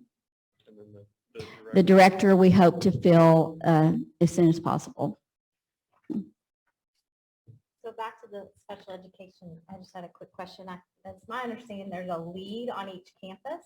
Right. So how does the coordinator then work with the lead? Very, very closely. Several of our leads already do some of this, but it's really a little bit more of where it's a little bit, we're dedicated, it's someone dedicated to providing guidance for them. We do also really want to align how we're using our leads on the campuses as well too. So we've got some ideas about how we could utilize those leads to ensure they're having allocated time to support their teams, and I'm talking about the entire campus, but also ensure that they are serving students too. I think it's great you're funding it with 80% federal dollars. So. And we had some cost savings here too, so we were excited about the. Good business, thank you. And I think if you look at the next slide, you'll see it's Dr. Tinsley's last bullet, but she's achieved this reorganization not only to be more effective, we're actually more financially efficient. I believe the dollar savings was upwards of $60,000. And so kudos to her for making us better and also being mindful of the bottom line.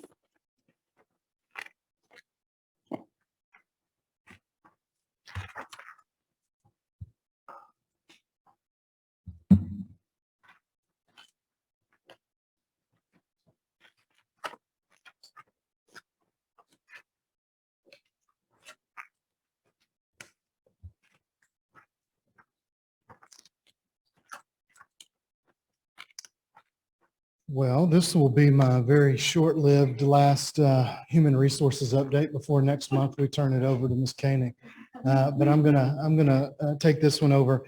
And really, I wanted to spend the time tonight on our human resources update, giving a kudos to our human resources department. You know, when we think about a human resources department, we talk about benefits, talk about hiring, and they're kind of the Oz of the school district. They're always behind the curtains. You don't ever really see them. But during this time, especially over the 2 weeks that we came back from Christmas break, they have really been inundated with something that has been kind of thrust upon them in these new times.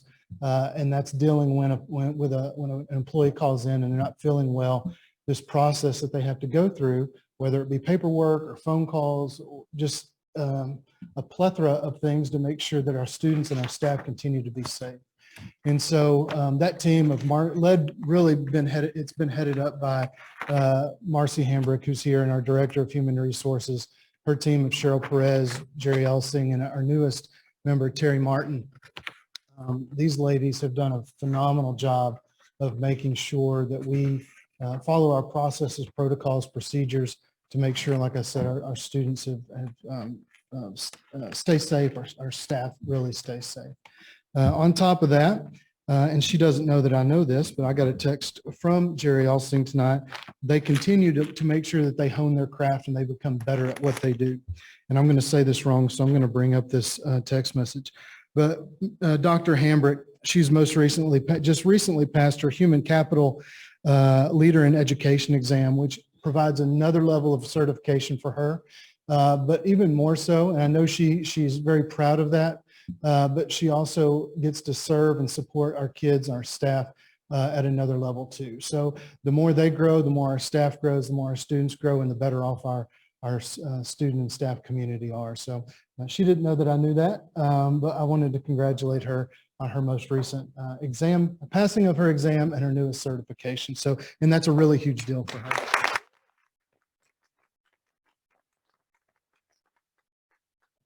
And she also put together the auxiliary fair that's coming up tomorrow, and hopefully we can attract some really good folks to come in and continue to bring them in and support our kids and our staff here at Lovejoy.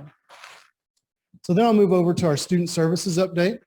We have a couple of events that have come up. One that has already come up, we just passed on January 21st. If you don't know, we have what we call a fine arts extravaganza. I think I named it the extravaganza. It's really a demo day. So we take our fifth graders up to Willow Springs in the morning. And like I said, this occurred on January 21st. If you don't know, our fifth grade students, they choose an area of fine arts that they want to participate in sixth grade. And we don't want them to go into that blindly. We want to kind of whet their palate, if you will, of what they will experience in sixth grade. So they go up, our Willow Springs staff, fine arts staff, or really our district staff, prepare for those fifth graders to go through different rotations and to experience the choir, to experience orchestra, band, and then our visual arts class too. And so they go through there, and then when registration comes up here in the next few weeks, they'll have an idea of what they want to participate in sixth grade, and they'll sign up for that going forward next year. We also have coming up on February 4th what we call Bump Up Day. So we're going to be sending our fourth graders to Sloan Creek. We'll bus them up to Sloan Creek. Our sixth graders will move over to Willow Springs for half a day, and then our eighth graders will travel over to Lovejoy High School. And this occurs very timely because it is right before our counselors go down to the campus below wherever they're housed, and they start the registration process. So what they'll do is they'll be introduced to all the different programs, mainly electives classes, that will be available to them when they go to their new campus in the upcoming school year. And so after this obviously occurs, we'll follow that up with registration. And again, they'll be more educated. They'll have an idea of what electives that they will want to participate in when they move on to their new campus next fall. And then finally, for student services update, our Foundation for Lovejoy Schools grant has just opened. Our application process has just opened. And as you guys know, this is an opportunity for our teachers to apply for foundation money that our Foundation for Lovejoy Schools acquires from the community to enhance the educational experience for our students. So these are things that go above and beyond what and this takes the form of a lot of technology that we may have. It also takes the form of maybe some software that can enhance the student experience. So those grants will be applied for by our staff. But then a team of teachers, historically a team of teachers have really rated 1 through 10 what they want to grant, and then the foundation board and will go in and determine which ones we funded. And then before the end of the school year, the foundation patrol goes around with a lot of bells, whistles, and confetti even, and lets the staff know whose grants are going to be awarded. So that's a fun time as well. Finally, I wanted to just kind of, as a follow-up to Dr. Tinsley, she said that in her role, she's really looked at how the curriculum and instruction department has worked together. And I've really, over the past, I guess, 3 months now, I moved into the student services role at the beginning of December. So it's been a month and a half. But I wanted to make sure that I understood how these different departments work together. But even more so, understand that we've always said that the size of this district is our biggest asset. And I want to make sure that we continue to utilize the size of our district as our biggest asset, because we can still bring principals into the same room and make sure that we build off of each other's strengths. We can also bring our counselors into the same room and learn from each other.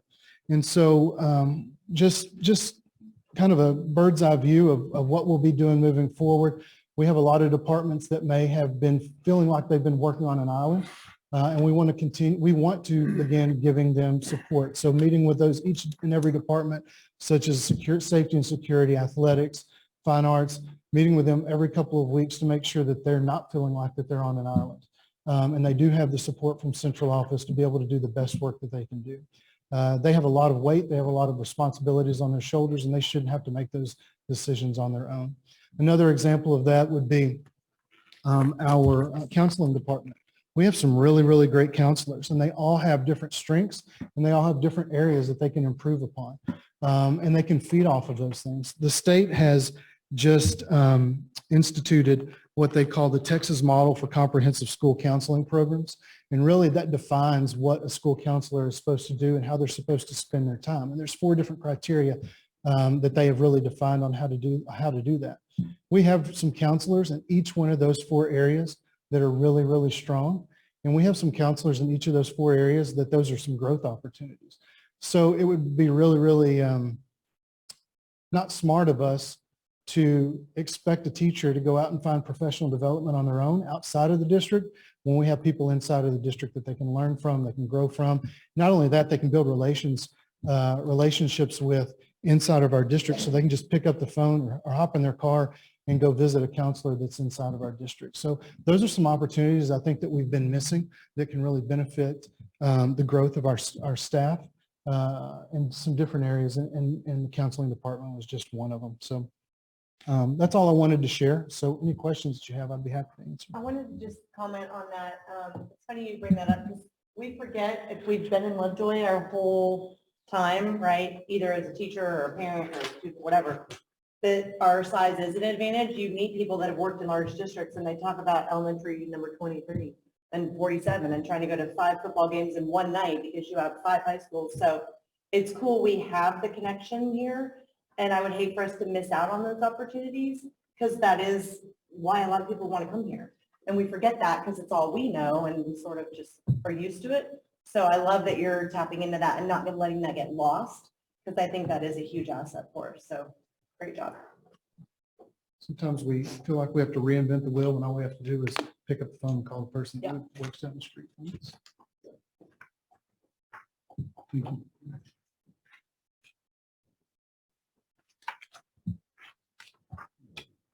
Good evening. I'm going to give a quick health and safety update, but I really want to brag starting off similar to what Kevin talked about. And COVID has created a lot of opportunities for us in the school district.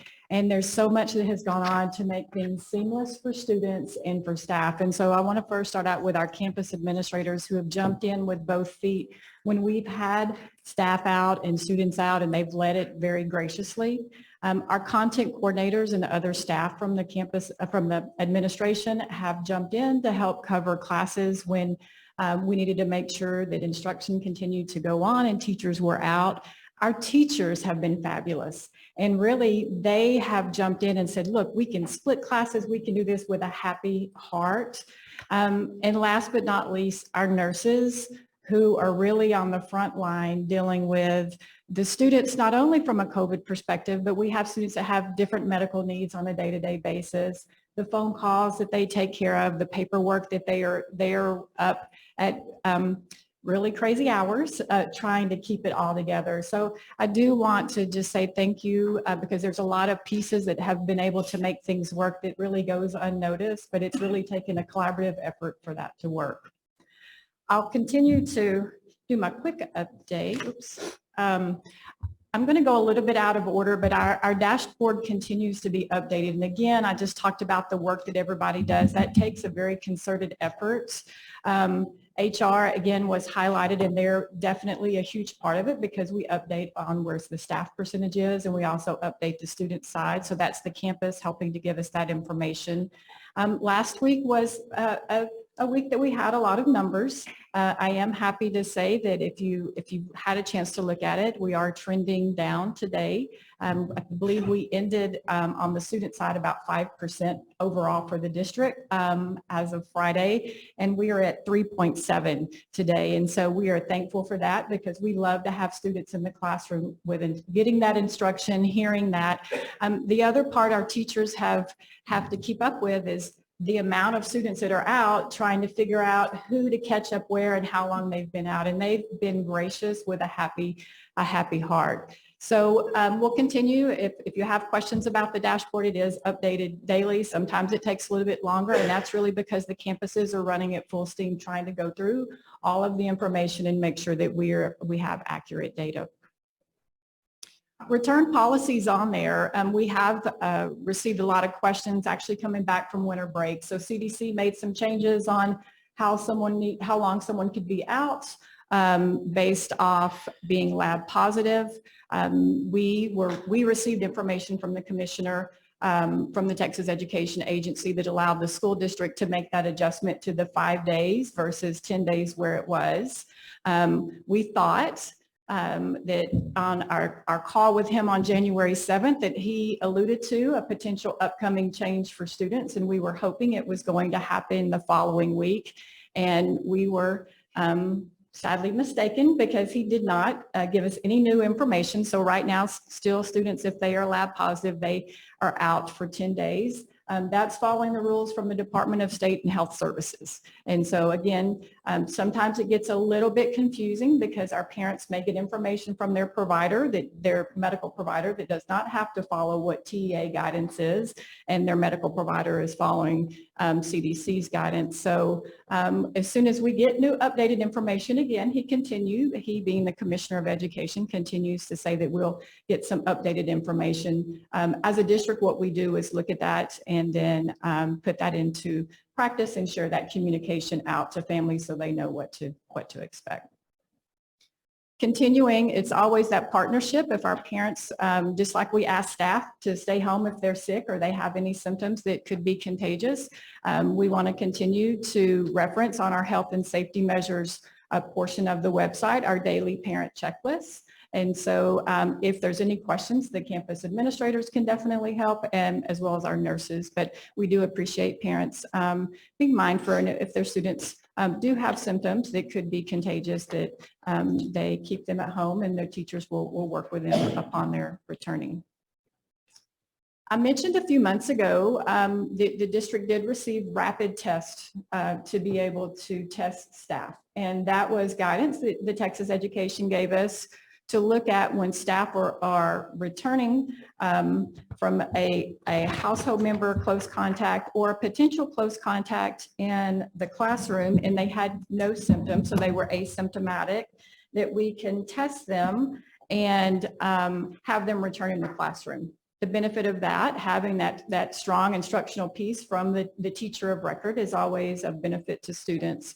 So we did start utilizing the rapid testing process when we returned from winter break. As of today, we've tested 154 times, and I say times because we do have staff come multiple times depending on what their situation is. HR vets all of that and looks at their symptoms.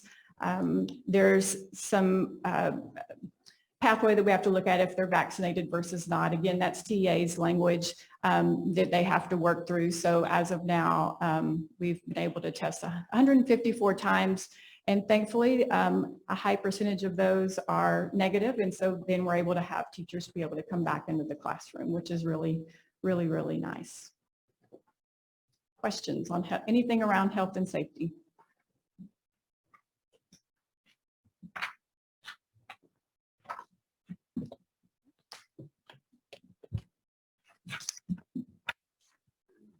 Thank you for those updates. Next up is our superintendent report.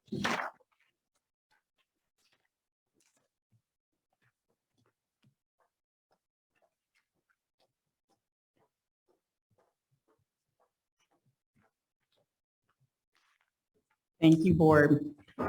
Before we dig into the organizational chart, I did want to piggyback off of Sancy's comments in regard to depth of gratitude for our staff and teachers who have been supporting each other and making sure we're able to keep the school district running and make sure our students still are able to have rich educational experiences as well as their rich extracurricular experiences. It has been remarkable the way people have just jumped in, been flexible. It is a daily occurrence on our campuses and in our districts for people to be doing 2 or 3 other people's jobs besides their own, particularly in this time of heightened COVID numbers. And so we are just so very grateful. We met with the principals this morning and we were discussing this, and they were singing the praises of their teachers and just how blown away they were that all they had to do was make sure everybody knew, hey, somebody was going to be out, and they would have multiple offers of coverage. That does not happen in most schools and in most school systems. And so please, if you have the opportunity, community and parents, to just share some love and some gratitude with any of our teachers and our staff, that goes a long way. And speaking of that, the messages and the support and some of the acts of kindness that our parents have blessed us with, both here at central office and on the campuses, has been really something that's been remarkably uplifting. And we're hoping that we are now going to see the downward trend. I also want to recognize Sancy for her daily efforts. Those 154 staff tests that have had to be done in order to keep the school district running have been done by her. And she gets here very, very early to start that process, so that if those tests are negative, that those teachers are able to go back to their campus and teach kids that day. So thank you, Sancy, for all of that extra time and investment. We appreciate that greatly. We have some big celebrations too. Seems like every time I turn around, the state champion is involved. We are the third place state finishers in high school spirit competition, our cheerleaders. We are very excited to celebrate our cheerleaders next month at our February regular board meeting. They will be here to join us with their hardware, their bronze medal. And then we just found out this weekend that we are the wrestling dual champions for the state, first place state champions in dual wrestling. And what that means is dual wrestling is just another way of saying the wrestling team competition. So the wrestlers will still have their individual state competitions where the individual wrestlers, but our boys team are the top team in the state. So a remarkable weekend again for Lovejoy ISD. I have the org chart up here, and you also have one at your table. And just wanted to update you all on a bit of our strategy and where we're at in terms of our executive cabinet reorganization. You will recall way back in July, we went through the process of having the opportunity to hire a CFO. And as that CFO position was open and posted, we had another resignation on the cabinet level. Anytime we have a open position, it's an opportunity to pause, look at what we're doing, determine if it is the most effective and efficient, and then reorganize in alignment with our vision and what we believe is going to be most effective for serving students. Over the last several months, we've gone through the process of hiring top talent and putting top talent in the right place. A little Jim Collins good to great, making sure we've got the right people in the right seats on the bus. And I am very excited about what's going on this bus. So Dr. Duplessis started out as our CFO and then quickly moved into the dual role of finance and operations as assistant superintendent. So again, that allowed us to become more efficient in that area by Dr. Duplessis handling additional responsibilities since she has vast expertise in both of those areas. That allowed us then at the cabinet level to have a student services position, which we had not had before. That student services position was first held by Dr. Lori Tinsley when she joined the district. It is now held by Kevin Parker, Executive Director of Student Services. That position is so important because that's where you're going to find those responsibilities such as counseling, assessment, our student discipline, athletics, fine arts. And by putting those functions in one area, we're able to give that support and attention to make sure that we are providing a safe, it's also over safety, a safe and supportive school environment for all of our students. And then we also have Dr. Tinsley, as she said in her report, she's done some reorganizing in her area for efficiency and effectiveness just recently. So she was moved over from the student services area to that assistant superintendent of curriculum and instruction when we had that opening. We've got Sancy Fuller, who serves as Executive Director of Special Education and Student Support. We want to make sure all of our students are learning at high levels, and Sancy is deeply involved with that, as well as with our nursing support, and she's got a deep expertise in terms of student health. And then we've got Anna Koenig, our newest addition, who is over human resources as our Executive Director of Human Resources and Communications. Very excited to have her talent and expertise for recruitment, retention, and support of the top talent we want to make sure is in Lovejoy ISD, and then she'll be instrumental in serving some of the communication function. We want to make sure we are constantly improving in regard to both our internal and our external communications. And then we introduced Kim Steiner a month ago as our coordinator of community engagement and organizational development, and she also serves as my executive assistant. Again, all of these things were designed to make sure that we are executing on our objectives. And what we will do is staff is going to get this detailed organizational chart, and then Jack can flip to the next slide and show you that we are working on a cabinet responsibilities table.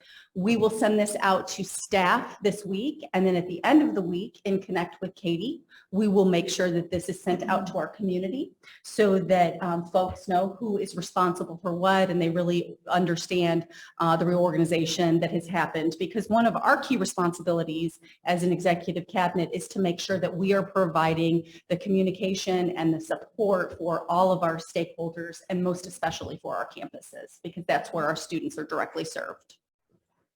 What questions do you have for me?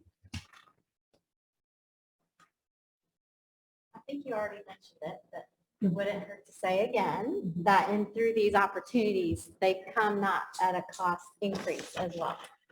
Absolutely. So I don't know if we need to emphasize that again. The cabinet reorganization was accomplished net neutral, and actually probably a little bit to our financial advantage in terms of savings.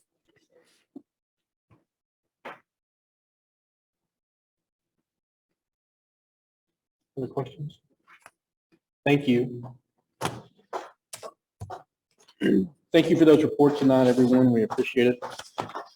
The next item on our agenda is public comments for non-agenda items. Okay. So, run through a little bit of information here. If you haven't been here before, the board reserves the right to change the order of agenda items. Each speaker will be provided up to 3 minutes to address the Board of Trustees unless there's more than 10 speakers, in which case we might adjust the time, which is not the case tonight. If at any time in my opinion, the individual speakers attempting to address a non-agenda, never mind, these are non-agenda items. Disruptive behavior will not be tolerated in the meeting. If after the provision of a single warning, the disruptive behavior continues, the disruptive individual may be escorted out of the meeting by district officials and/or law enforcement. It's a criminal offense for a person with intent to prevent or disrupt a lawful meeting to substantially obstruct or interfere with ordinary conduct of a meeting by physical action or verbal utterance, conduct defined by Texas Penal Code 42.01 and board policies, BED legal and BED local.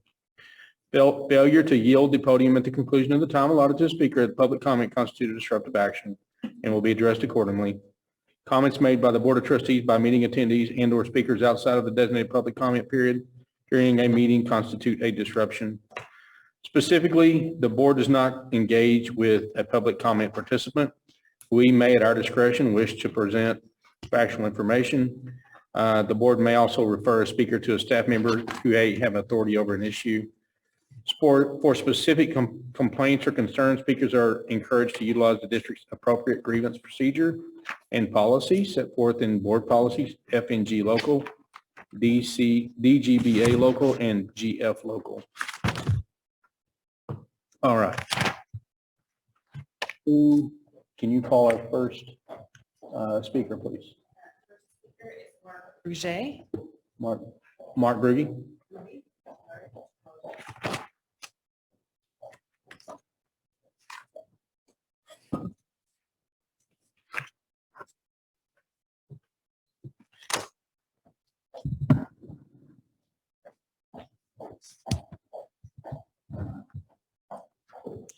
Thank you, Board. I'd like to first echo the comments, the lovely comments of the superintendent tonight about the school district and the people that are here. I'm here today as a concerned adult and concerned about the health and well-being of the kids here at the school. you guys, both in your allowing and advertising, for lack of better words, having a vaccine clinic here, I don't think is appropriate or the best interest of the kids. You can get a vaccine now at CVS Pharmacy. These vaccines are neither safe or effective. And I'm going to go into detail on that comment in a second. The current narrative right now is that there are unvaccinated people in the hospitals. If that was true, then why isn't that the case in the UK, England, Germany, South Africa, and Israel? Israel, which adopted these vaccines much earlier than anybody else and have gone on now on their second booster, or filled their hospitals have people with vaccinated people in it. According to a Lancet peer-reviewed study by Johns Hopkins, where they reviewed 49,000, healthy kids, they found no evidence of a healthy kid dying from COVID. After reviewing all the CDC deaths last year for COVID for kids, they found 0 kids who were healthy dying. Kids have more likely to die from the flu than they are of COVID. In the 20 years I've been here, I have never seen you had a flu shot clinic. So I don't understand why you're having a vaccine clinic for this when there's a 0% chance of healthy kids dying. Yet we know that it causes, well, specifically, according to the application done by Pfizer, Moderna, and the emergency use authorization of this, when they asked them, what are the long-term side effects of these vaccines? They said, we will not know until we do 5 post-studies. In other words, they don't know. But what we have found out already is that it's causing heart inflammation, which is called myocarditis, which I'm probably not pronouncing it correctly, which effectively reduces the life of kids, or it can, I should say. It can reduce the life of kids. I am not alone in my beliefs. There are literally thousands of doctors and scientists that are also concerned. There are millions of people last weekend, this just a few days ago, that were protesting around the world. If these vaccines were both safe and effective, you would not be seeing either one. Thank you. Thank you, Mark.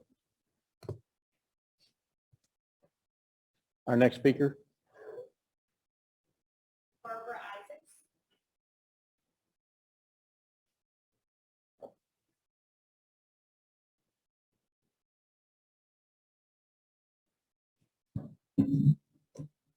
Any place to put my phone, so I'm going to lay it here on the back so that I try to watch the time. Hello, can you hear me? Okay, great. All right. Let's see. This is Barbara Isaacs. I'm a Fairview resident, and I don't come to these meetings often, but what got my attention was when I saw that you guys were opening a vaccine clinic on campus. And with CVS Pharmacy and Walgreens right down the street, I didn't understand why we would be in the vaccine business in the school district, why we started doing that. So some people are convinced that the COVID vaccine is safe. I think I'm going to let you do the timing. I'm not good at doing the timing. And others are just being really cautious since it's a new type of vaccine. It's an mRNA vaccine, which has never been produced before in the United States or used in the United States. The mRNA technology is new, needs time to be tested, and it hasn't been tested. I watched a 5-hour-long Senate hearing from Washington, D.C. just today, and Senator Johnson interviewed multiple world-renowned doctors throughout the United States and scientists. About 20 doctors were there, I would say roughly. Dr. Peter McCullough, who is a local Dallas internist, cardiologist, epidemiologist, and he's managing all the cardiovascular complications from both the viral infection and injuries developing after COVID-19 vaccine. And there was Dr. Robert Malone, who is internationally recognized as the chief architect of the mRNA vaccine. They are both, not just them, but the other 20 doctors that were in the room, are saying that they absolutely think that children should not get this vaccine. And this is the developer of the mRNA vaccine. He's saying, do not give this to children. He says they've already been seeing young vaccine injured patients with myocarditis, which has permanently damaged their hearts. They've seen paralysis, nervous disorders, and menses that have changed dramatically, frequency, blood clots. And they're also suggesting that both boys and girls are affected long-term with fertility issues after receiving the vaccine. Children contracting COVID is less than a 0.025%. And they usually have very mild symptoms. They're saying COVID is a lot more dangerous than the vaccine is more dangerous to the children than COVID itself, is what they're saying, is what these doctors are saying. And I don't know if you heard, but on the news in the last couple of days, but in the UK, they have closed down every single vaccine clinic in their entire country. And there's a huge international criminal lawsuit going on, and they're suing every single one of these vaccine manufacturers. And it's starting in Texas too, next week. And right now, we have 21,000 deaths reported on VAERS. It's a government agency. Due to the vaccine. All right, thank you for your comments. With that, we will be adjourned.